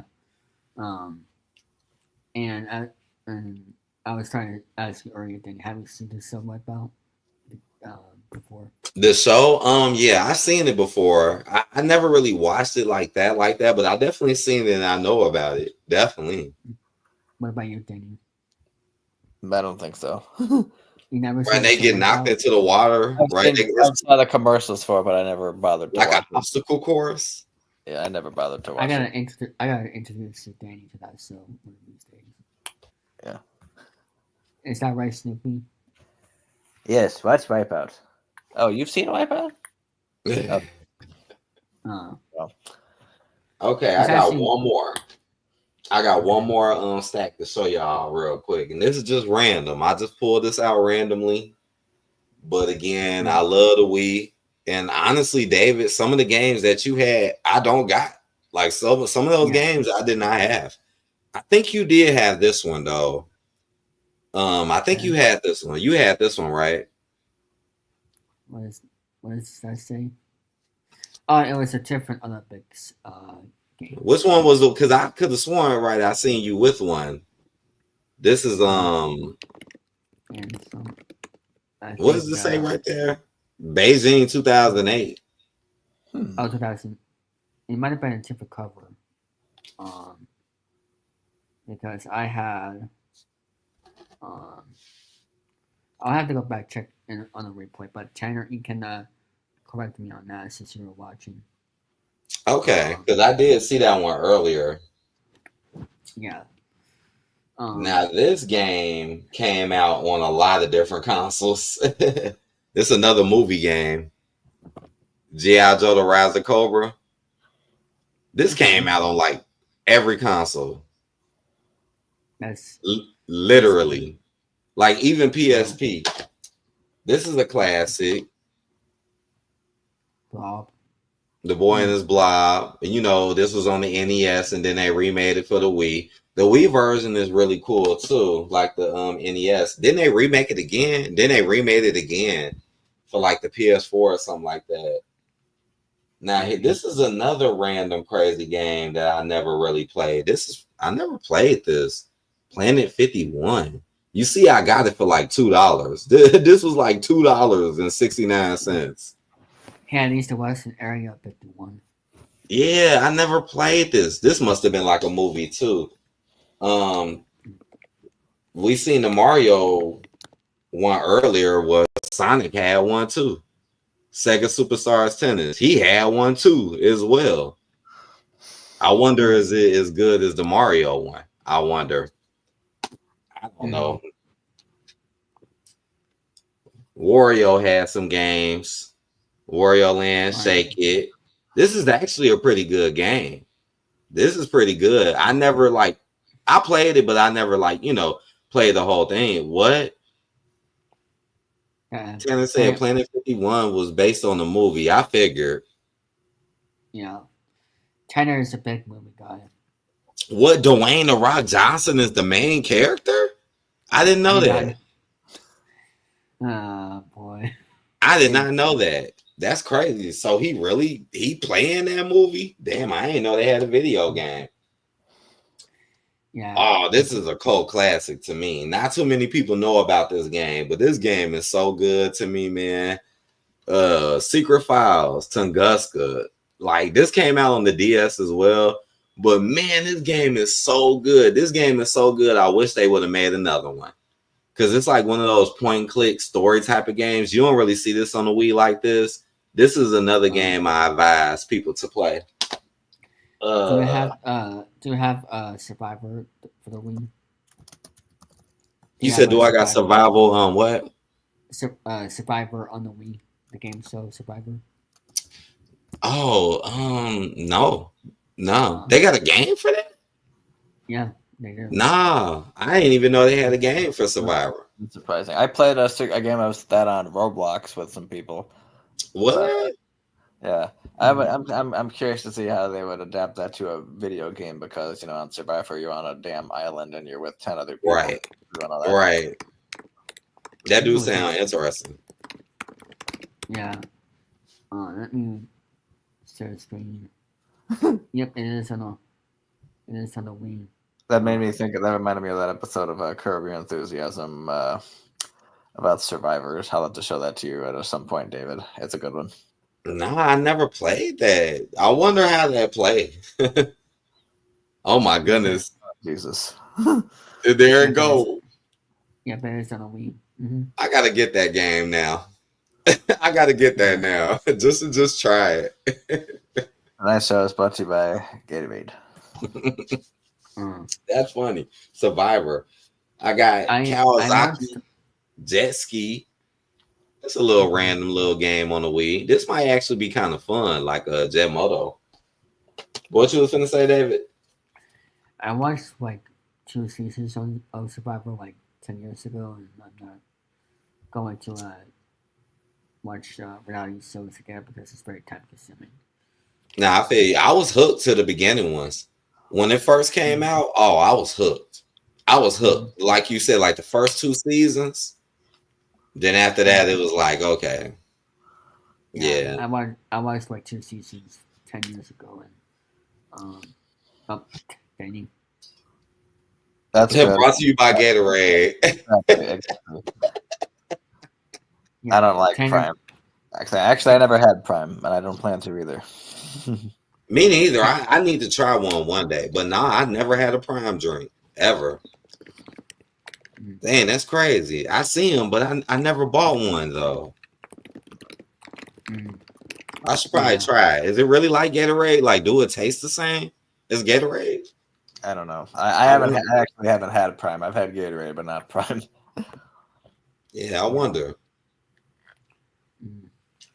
But I only drink water, and that's it because I don't want to get drunk, Danny. David, get drunk. We gotta get David drunk sometime. No. You know, David, ain't nothing wrong with that, man. Hey, that's the best thing. David, Water is so refreshing. David, may I suggest Perrier sparkling water? Why? I'm reading that comment. I wish you could make that commercial. Oh, it's water, Nice. but it's something. It's got a little bit of a different taste to it. Mm-hmm. Yeah, When Perrier or Pellegrino water. I especially recommend that. I make you drunk. No, but it's water. I love my I don't water know. in the morning. Yeah. But I suggest Monster Energy drink. Oh, I haven't had one of those in a minute. I've Now, it's never been a while since I had one of those. Never had them. No, it's not. It's not good for you. You said it It's ain't raw, good though. for you.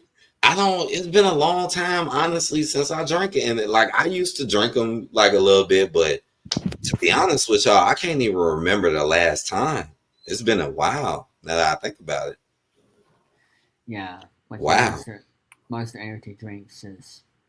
I heard it's very bad for you. Like any energy drink in general. I believe you. I believe you. Yeah. I got a few more. Okay. Now, this is a game people probably don't know about. Skate. Now, I know y'all remember Tony Hawk and all that other stuff, but do y'all remember? Well, no, actually, y'all do. Right. There was a Skate 1, Skate 2, Skate 3, right? Now that I can remember. Damn, if I'm right about that, that is kind of shocking that this game came with a balancing board that I don't have. I don't know. It made me think about it. I actually have that balance board. You do? For Wii Fit and Wii Fit Plus. Oh, that's cool. Here's a game I think you would like, David, because this is kind of like mystery game show type stuff. I got the I Spy double pack. I think you would like this because it's like puzzle solving. And this is kind of fun. You said, nah, you wouldn't like. Did you ever like the books? Well, I never heard of it, but. Oh, for real? I grew up with the I Spy books. I Spy, yeah. Oh, I Spy. Okay, now I know what you mean. I thought you were talking. I never talked about something different, but. Yeah. Let me look that. Yeah, this is really fun. I beat all the I Spy games. I think honestly, I do own every last one of them, even the one on the Game Boy Advance. And I don't know why I like these games so much. I think it's because of the puzzle aspect. But yeah, this is a good one because it's 2 games in one. Yeah, I don't really like now this I'm gonna show this 2 games in one. I might as well show this 2 at once because it's pretty much almost the same game. But I got both the Mickeys, both the Epic Mickeys, 1 and 2. And people say these games are pretty good. I played these a little bit. I think these games are worth playing, even if it's Mickey Mouse. We seen you with the Mickey Mouse earlier. But yes, Epic Mickey 1 and 2, I do believe are worth playing on the Wii. I got 2 games left. I got 2 left, guys. I do got more than this, but this is what I grabbed. Now this is you don't see too many games like this on the Wii. A first-person shooter, Medal of Honor, Vanguard. You don't see this too often. Games like that. Now this is one of my favorite games on the Wii. Boy, this game done. Oh my gosh! Like out of all games I've ever played, this has got to be the game that has put me through the most emotional roller coasters. But I still love it. Like no matter how mad, how happy this game makes me feel, I promise you, I can't. And this game went up in price too lately. This game used to be cheap, but now it's not really that cheap no more. Oh God, Fortnite. Oh, you Fortune Street. That's not Fortnite. It's Fortune Street, buddy. Whoops. This it's pretty much like a board game. Like this game is the mixture of Monopoly, and I'm trying to think what other game. It's a mixture of Monopoly and something else. Your bright like made me think it was Fortnite for a second. This is a wonderful game. Like it's very challenging, very addictive, very competitive, and it got Mario characters and Square Enix characters. Yeah. So you get to play like with a lot of Square Enix characters and Mario, Donkey Kong. It's pretty interesting. There's a Japanese version of this game too that I want to get, and the Japanese version of this game has Final Fantasy characters. Fun fact: the last Wii game to be released with a physical international release was Just Dance 2020, which was launched on November 5th, 2019. However, the final two games released were Shakedown Hawaii and Retro City Rampage DX Plus, exclusive released on Europe on July 9, 2020. Huh. I remember Rampage. Recipe Sweet. Mr. Money, what is your favorite game show of all time? Of all time, that's a good question. Oh well, Final Fantasy X. I'm talking about game shows. Game show, he said. Oh, I thought he said game. No. Game show. I really like Wheel of Fortune. Okay. I even like some of those, like, you know, different game shows like The Price is Right and some of those other crazy ones. But honestly, like if I had to pick like a favorite one, I think it would be Wheel of Fortune. I think so. Okay. That's cool. Have you seen that Double Dare from Nickelodeon?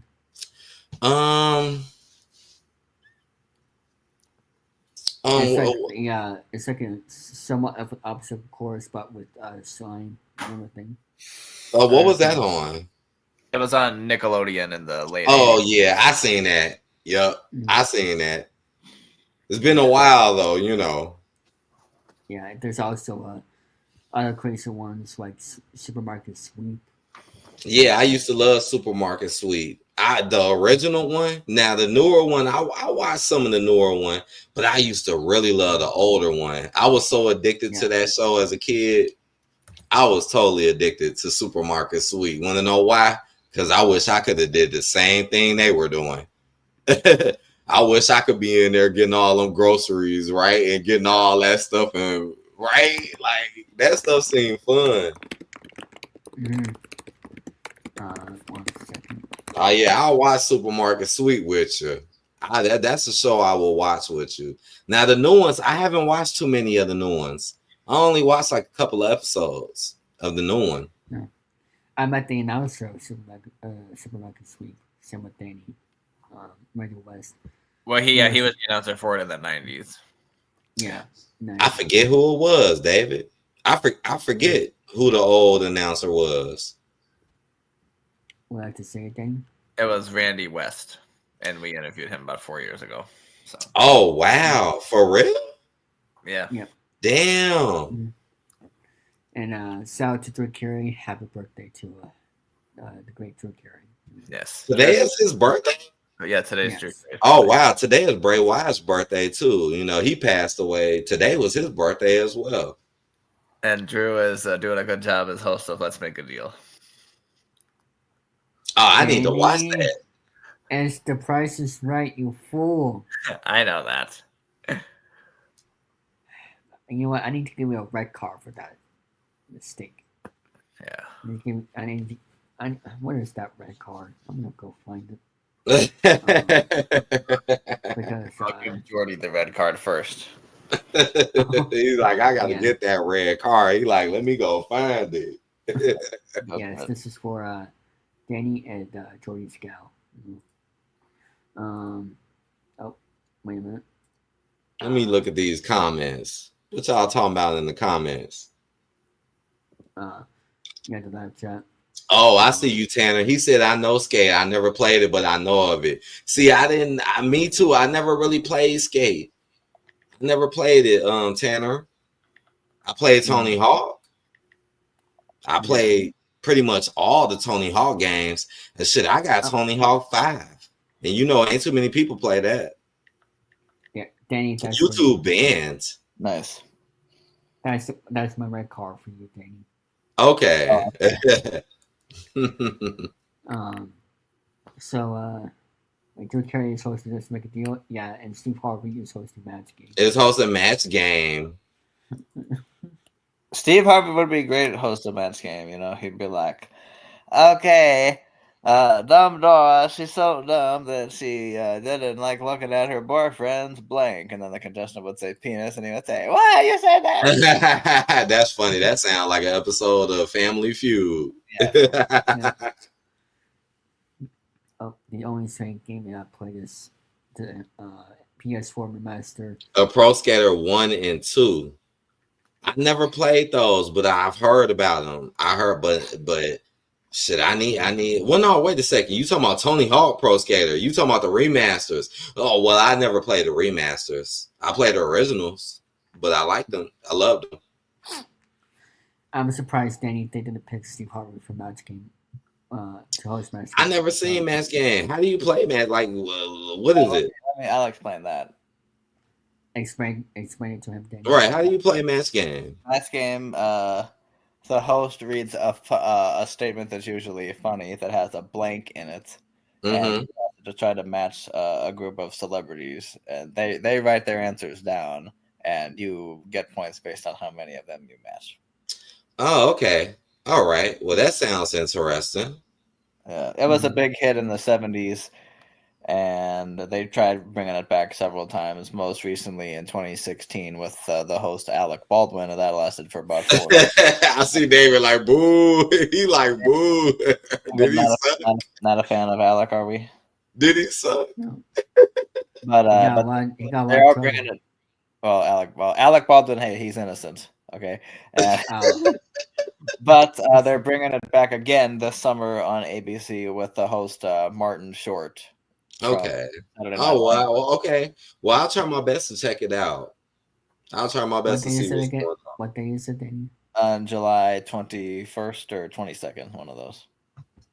Because I really like game shows. I'm a total game show fan. That's why I got game show games. Yeah.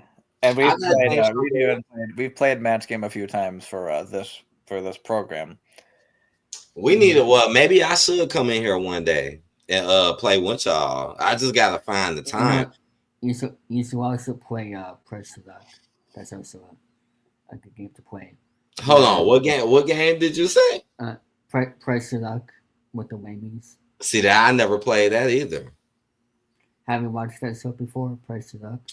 I think I may have watched it, but I was just, I didn't really fully know what was going on. But I think I checked it out before, yeah. Yeah, and there's also a movie coming out, Tanner and Danny, you know what I'm talking about. That's been out. That's been out, yeah. I'm sorry, it's been out, but not on streaming. Yeah, not yet. Hopefully it'll be on streaming soon because I really don't want to go to the movie theater and watch it. But yeah. But, what's it called? You want to explain the movie, Danny? The Luckiest Man in America. It's about a guy who went on the Pressure Luck show in 1984 and basically beat the system because it was an easy thing to exploit at the time given the technology.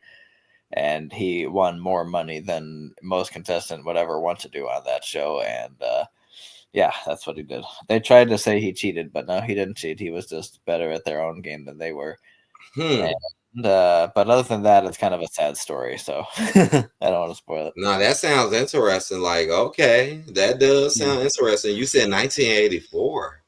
Yes. Yep. That was before Jordy's time, but yeah, before my time too. Ronald Reagan was president. George Bush Sr. was just the vice president. Yeah. And Michael Jackson was Michael Jackson. Right. Michael Jackson was Michael Jackson. Oh, is it on Amazon Prime? Okay, I'll have to check that out. What did he say? He said, let me confirm the movie's on digital platforms. It's already... Oh, okay. So the Price of That movie is already out on there. I guess. Okay. Yeah. Well, no spoilers, Tanner. No spoilers. Right, no spoilers. So did y'all see the new Final Destination movie? Have y'all seen that? I'm not a movie person, so I can't. Me and Danny are not. Yeah. Me and Danny don't like movies because it's. Well, I know what David's favorite movie it was called. Oh snap! Hayden, what's up, Hayden? Wait, I can't hear you. All right, hello. What's up? You just popped up out of nowhere, like. Yeah, David, were you about to end it? No. Okay. I was gonna wait for another 10 minutes. No, David, you should go for almost 7 hours. For real? No, I'm Hold not. on, I'm not right? doing I'm that. like, shit. You finna go have me go look? Like, really? This been going for? No, only for special occasions. I see 2 hours. Okay. You said Yeah, 7 David, you need to go for 3 hours. If you want to hold it for another half hour. No, hell no, David. You got. Hey, David, you gotta be a big boy. Put on your big boy pants and learn and lead by example. I have a joke. I have a joke kind of about What's that. up? You know what? I think David, a good job for David to do. I think he should go be a diaper inspector. Oh my goodness. A what? Oh my goodness. A diaper. Repeat it one more time. Diaper inspector, because you know what you can say when they ask when that you go to the job interview and they say, "So what qualifies you to be a diaper inspector?" You can say, "Well, I started out in diapers over 20 years ago." I'm laughing at his reaction. I'm sorry, yo. I had no idea you were so full of hoe. I really didn't. That facial expression, boy, that was just classic right there. No, grief. Danny, you know what David should be? He should be what he already is. The cure for insomnia. Hey. That's Andrew Hawking, if anything. Yeah, dumb son of a bitch. Both of like at one point that was like the worst period of rant and rave. Like if you ever wanted the cure for insomnia, or if you just need to watch David or Andrew's segment, or if you're trying to get lucky with a girl and want to do it, not have to rush it, just pick whenever David spoke. You're guaranteed at least a good 30 minutes to fuck. and I stopped doing that. You should give me credit on that one. I know. Then like hell, like I still remember when you used to do those update videos that were like 17 minutes long, and it'd take you 16 minutes to get to the point. Don't you try your best to make them short? I know I try my best to make them short. I try my best, but sometimes it get dragged out a little bit. Right? It could get a little dragged out sometimes. I think I told David. I think I said depending on what the update is. I've always said usually the max you should go, and it's the max. I'm not saying to go like this every time, but the max should be like 10 minutes, depending on what exactly it is. But if you can get it 5 minutes or under, that would be great. And that'd be the time that I aim for. Like when it comes to videos in general, that tends to be the time that I aim for. I'll be right back. I just got to go to the bathroom real quick. I'll be right back, guys. But that makes sense, though, Hayden. That makes sense. Yeah, because after a while, like especially like for example, I usually start off with hello and all that, and then I go into my thing, and then I don't even really. I try not to even do like, share, subscribe anymore because I'm just like fuck. Like if you like, you're on YouTube. Like that's why, especially with the outro video I do for the Hangman Outcast, that's why I have the subscribe button put on the thing because it's that way people can just see it there. Yeah.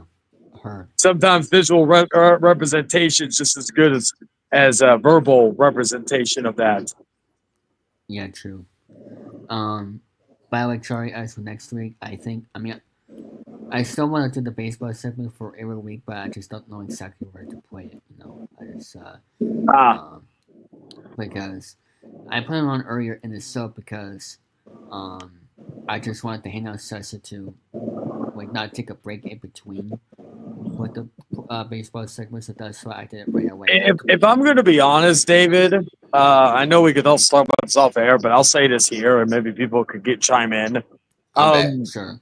I really think the baseball. Sorry, I'm starting to sound like David. The baseball segment should be its own video. I really think that it kind of kills the flow of the show. That's just my opinion, because I started to notice that like your viewers were consistent when Tyler was on, and then when you were all talking about random stuff, and after when the baseball thing, that's when the views went down drastically. Again, if you're not trying to get views, then yeah, go for it. But if you are trying to get people to watch, I feel like that portion kills the flow of the show. And I think if y'all want to do that, I think it should be a separate video. Or maybe I could play at the very end of the show. You know, if I Depending on how many people are watching. Like, okay, for example, if let's say right now, I think we got one person watching, right? And shout out to that one person. But if we got one person watching, if it's like this, then yeah, keep it like that. If not, I would say keep it at. See, David, even the helicopters are coming for you because of that baseball segment. Now I understand Anyway. what you're saying though, because I'm not saying it's bad because it can interest some people, you know. But the thing is, you know, are they interested in baseball? So I understand, like you can keep doing it if you want to, or you could put it at the end. But like if it's its own thing, it's more, you know, more of a chance that people might look at it a little bit more. But not saying that we don't like it, because shit, even I be trying to catch up a little bit on the baseball.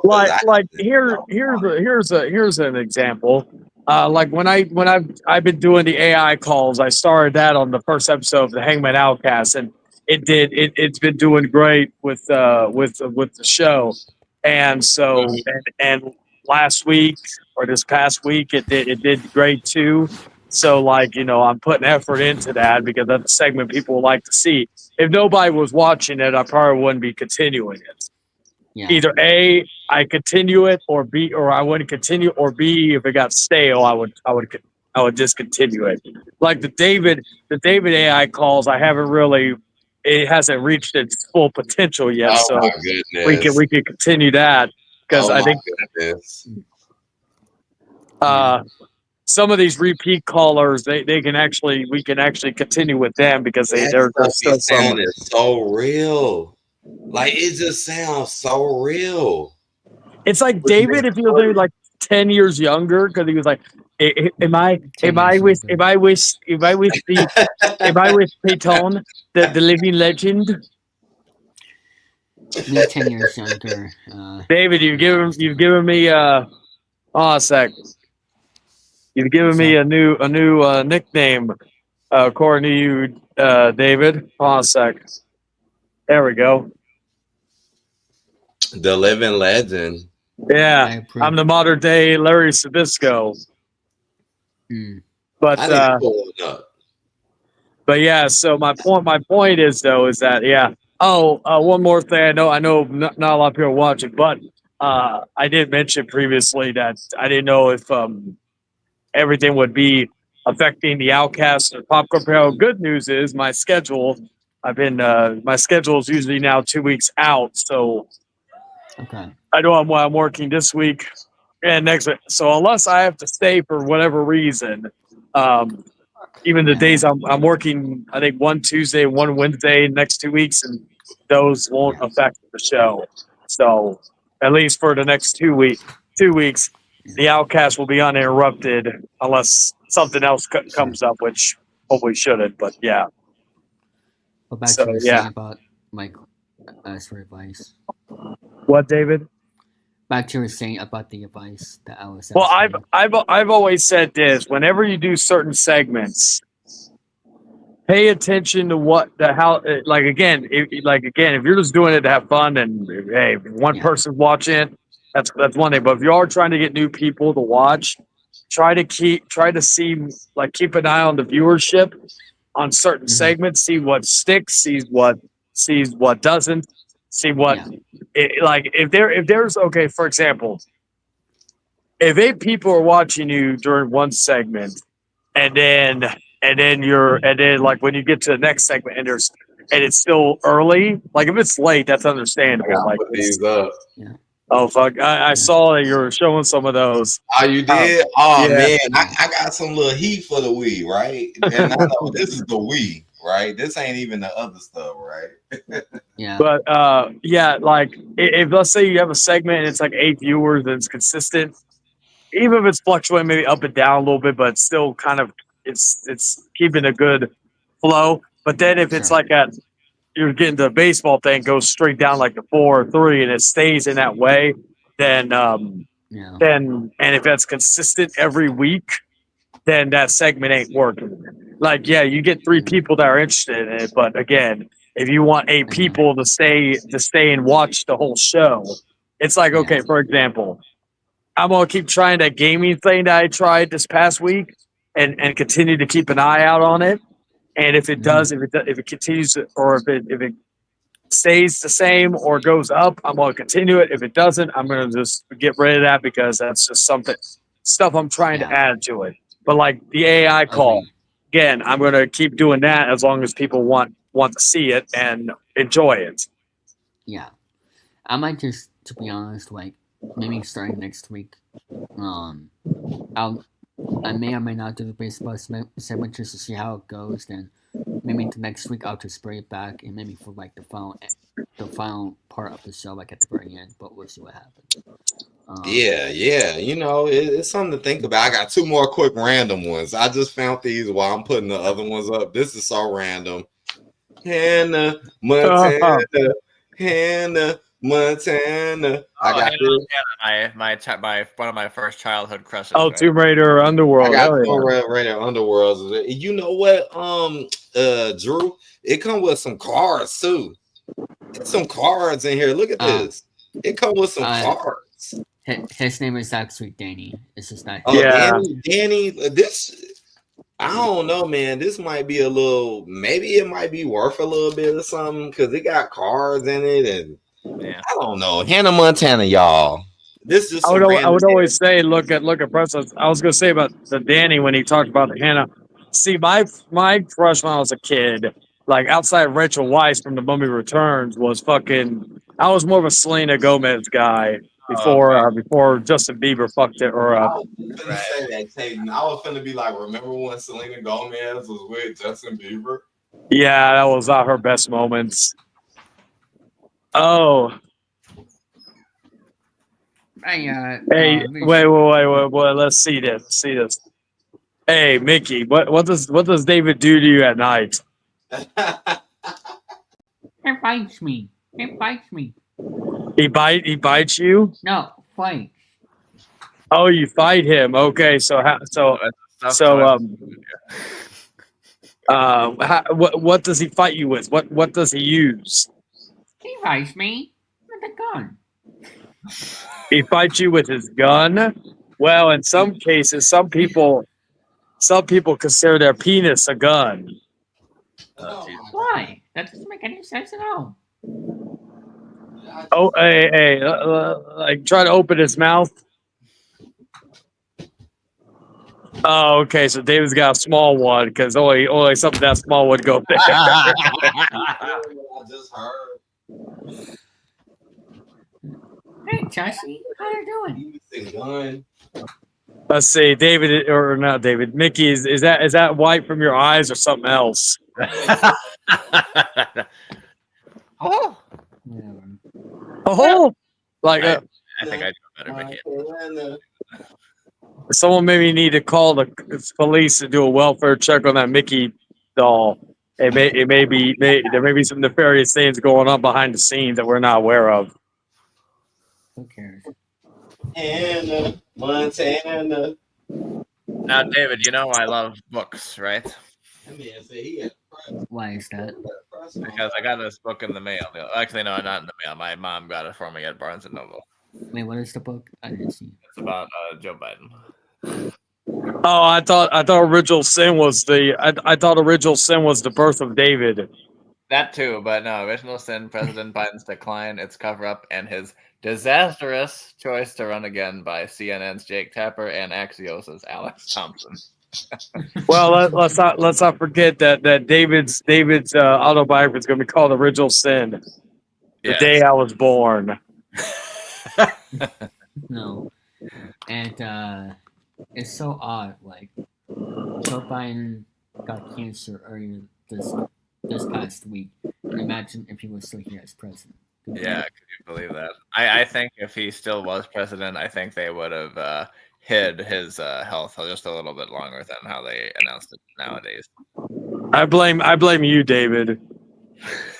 No, I blame his health. But Yeah, David, I blame you. Like your impression of him was so awful that he said I'd rather get cancer, and look what happened. Biden. You placed a curse on that poor man. He's already been through enough. He got eradicated by Donald Trump, your father, David. Then he wait. Oh wait, I don't think I've ever shown this live.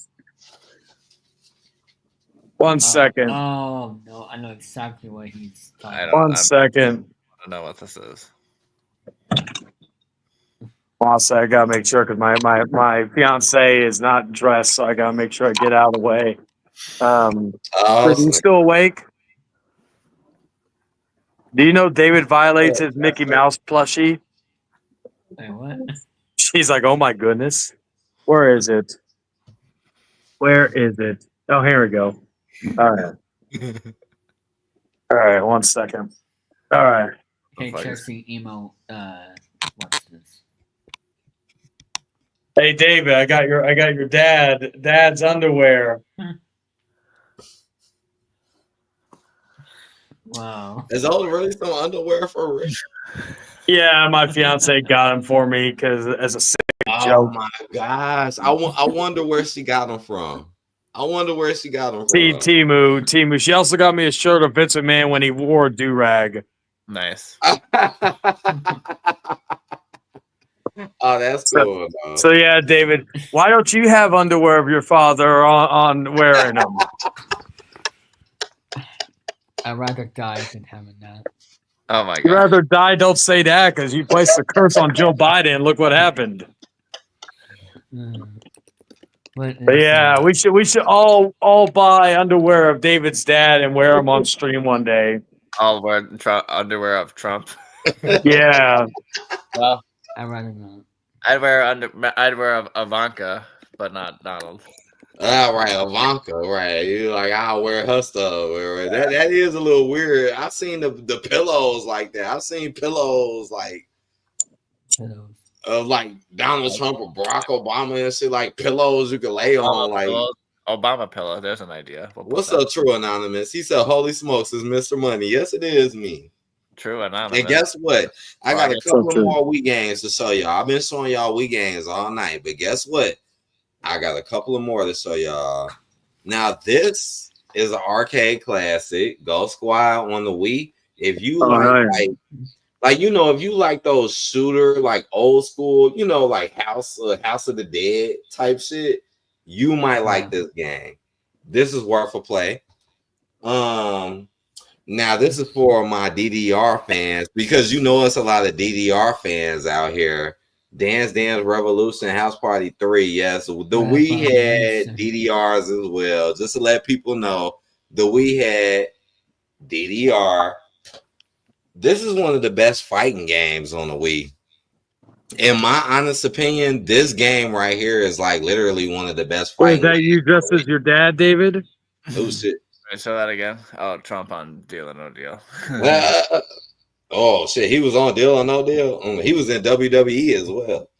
Yep, WWE Hall of Famer. He only Hall of Famer and President of the United States. Oh, good to see you, True Anonymous. But yeah, this is one of the best fighting games to me on the Wii. Oh, hell yeah. Versus Capcom. Yeah, I got this game. This is the ultimate classic. If you have not played this, play this. This is like, you will never get this experience on nothing else, to be honest. You will only get this experience on the Wii, to be honest with y'all. It's close to Marvel vs. Capcom, but it's different.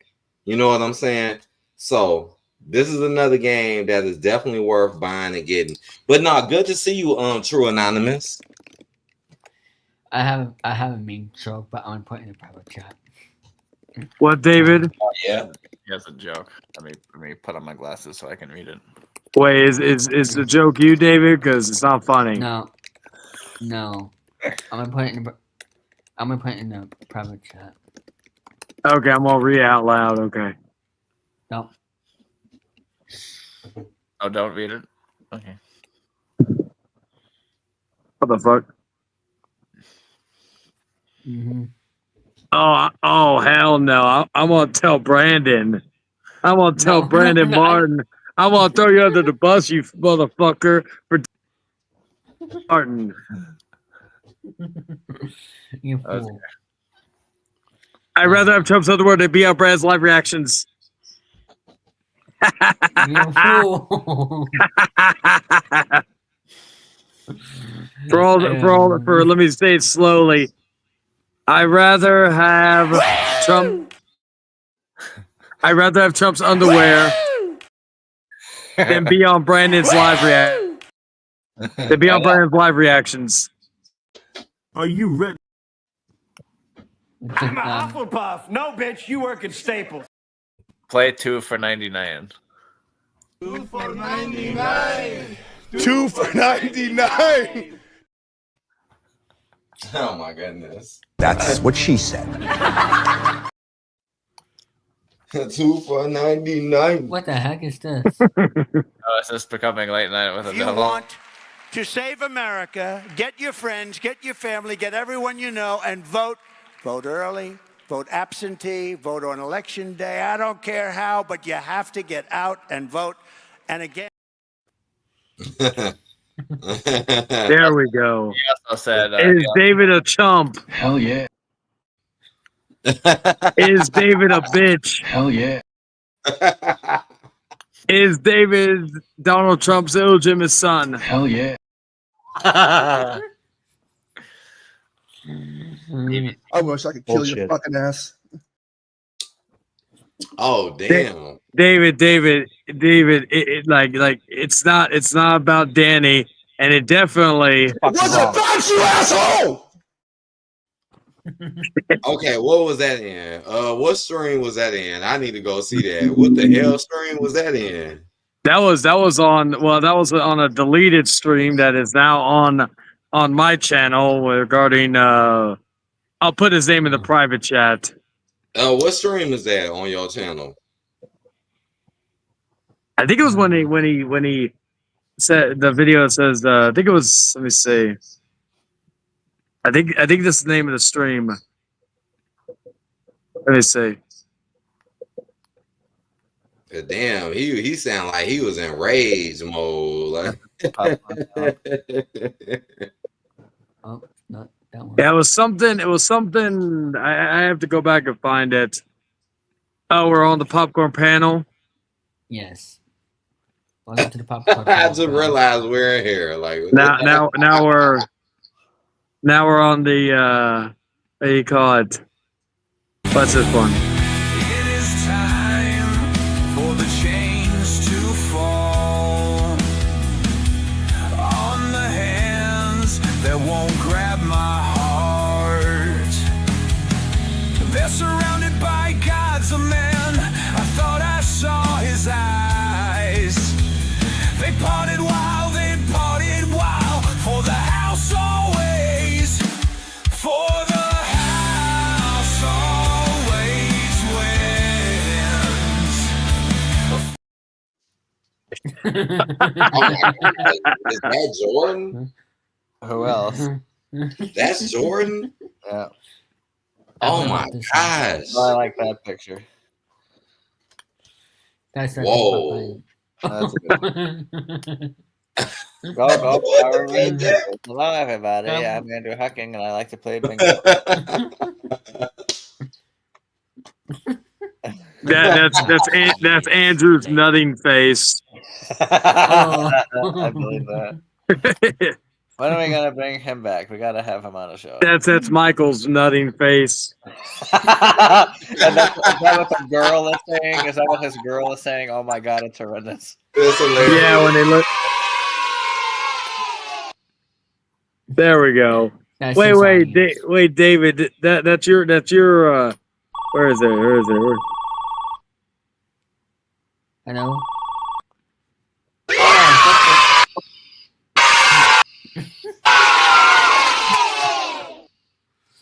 Dag nabbit.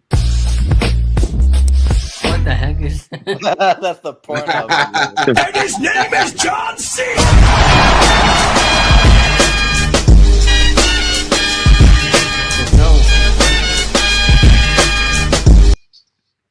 Oh, the time is here. The time is now.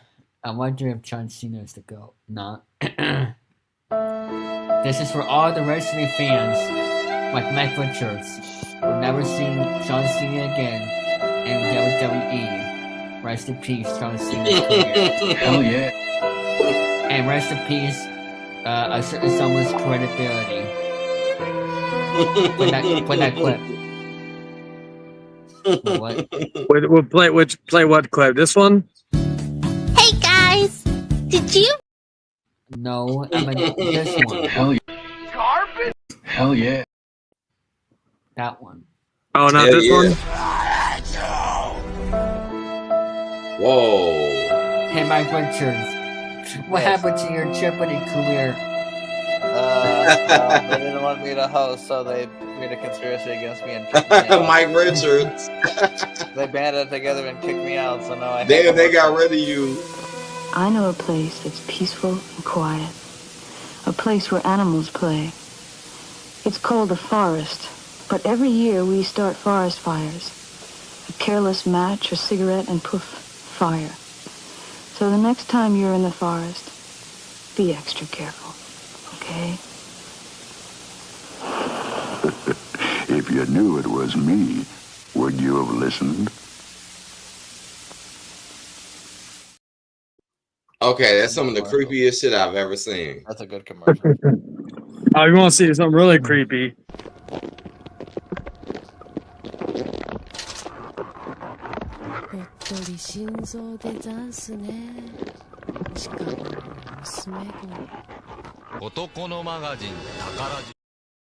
That is spooky. Yeah, that was even more creepy.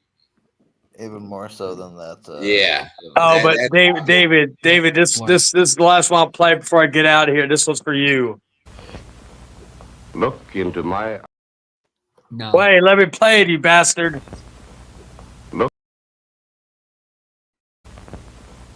Look into my eyes. I'm going to hypnotize you. Yes, you. Right now. No, don't look away. Look into my eyes. Relax. Never use You want to smoke?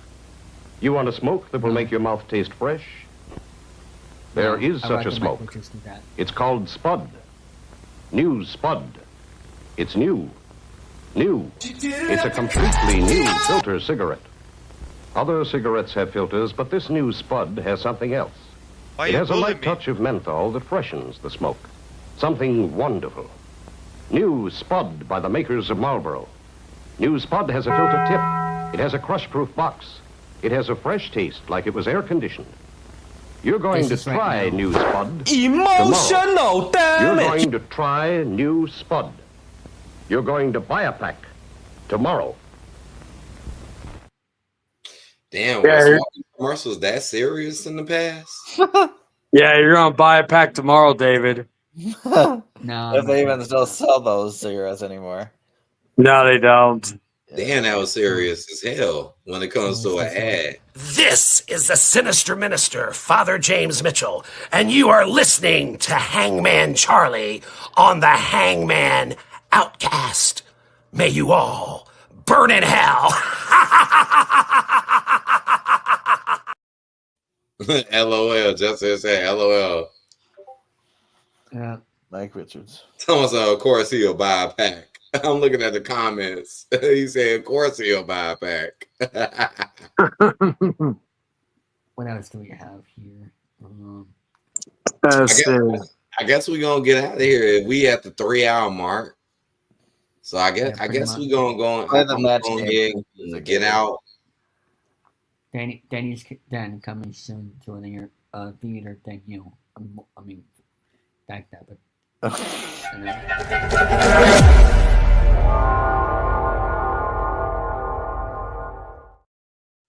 Okay, welcome to Danny's Danny's Den. Den. Anyway, guys, I'm gonna get going because I gotta go take a David 3000. Anyway, y'all have a good rest of your night. Later. Peace out, man. See ya. Never see you again. All right, David, man. I'm gonna go ahead and get out of here, man. Have a good one, Mike Richards. I'm just gonna call you Mike Richards. Okay. Mike Richards, you have a good one too. Y'all take care tonight. I have fun, and I'll see you guys later, y'all. Peace out, bros. Peace. Of course. Let me fix my name because we wouldn't want Mike Richards to watch this and think I was making fun of him. Hold on. David, you're muted. Say something. Oh, that's Danny's Den. Okay. Well, Danny's Den, it might not. No, shut up. There we go.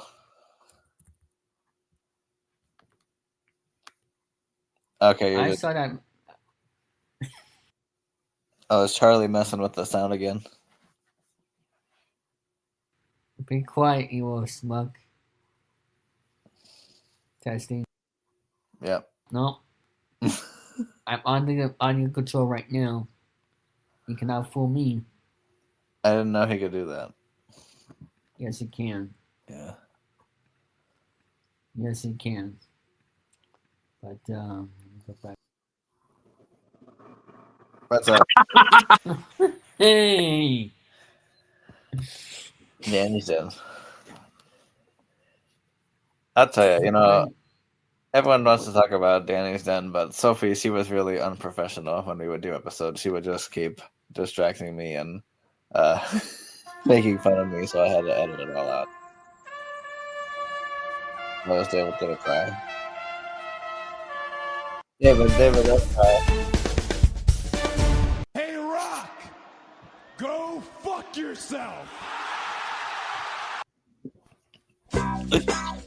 Yeah, that's me. Jeopardy?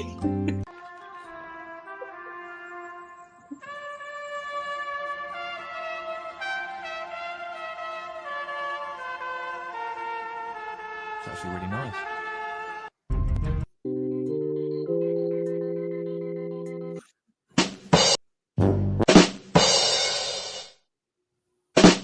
Yeah, you're muted. By the way.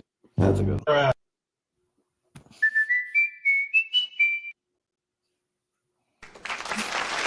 What the fuck?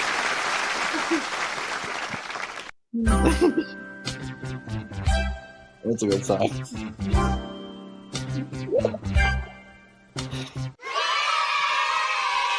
2,000 years later.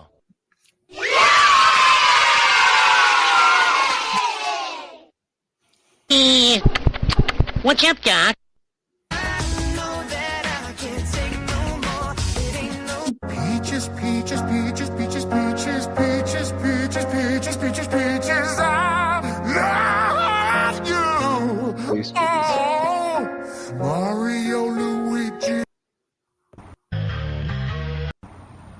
Put that cookie down now.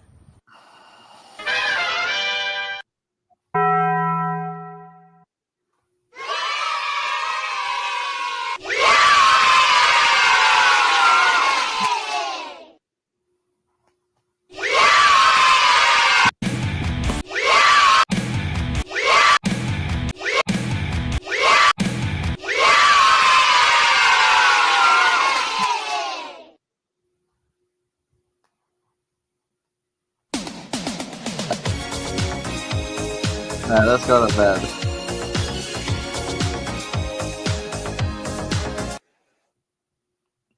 Alright, let's go to bed.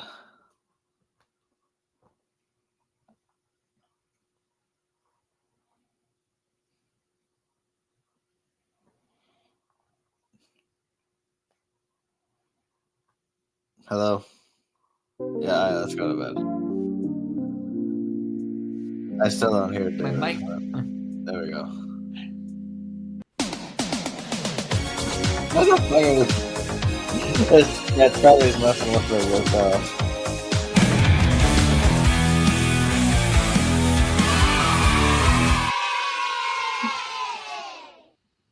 Yeah, just bring some back. All right, guys. Y'all have a good night. Yeah. There we go. And when we go, have to refresh the page one more time. Okay, I'm Danny. Welcome to Danny's Den. Buy my red bubble. Subscribe to the GSN Broadcast Archives wiki page. And watch and subscribe to Game Show Fan 2001. That's my channel. I almost have 2,000 subscribers. Hopefully, I'll get it before David does. We'll see. Shut up. Wait a minute. So that's why you want the match game. That, and I think that my channel could use another series of its own because I haven't done one in about 4 years. Wow.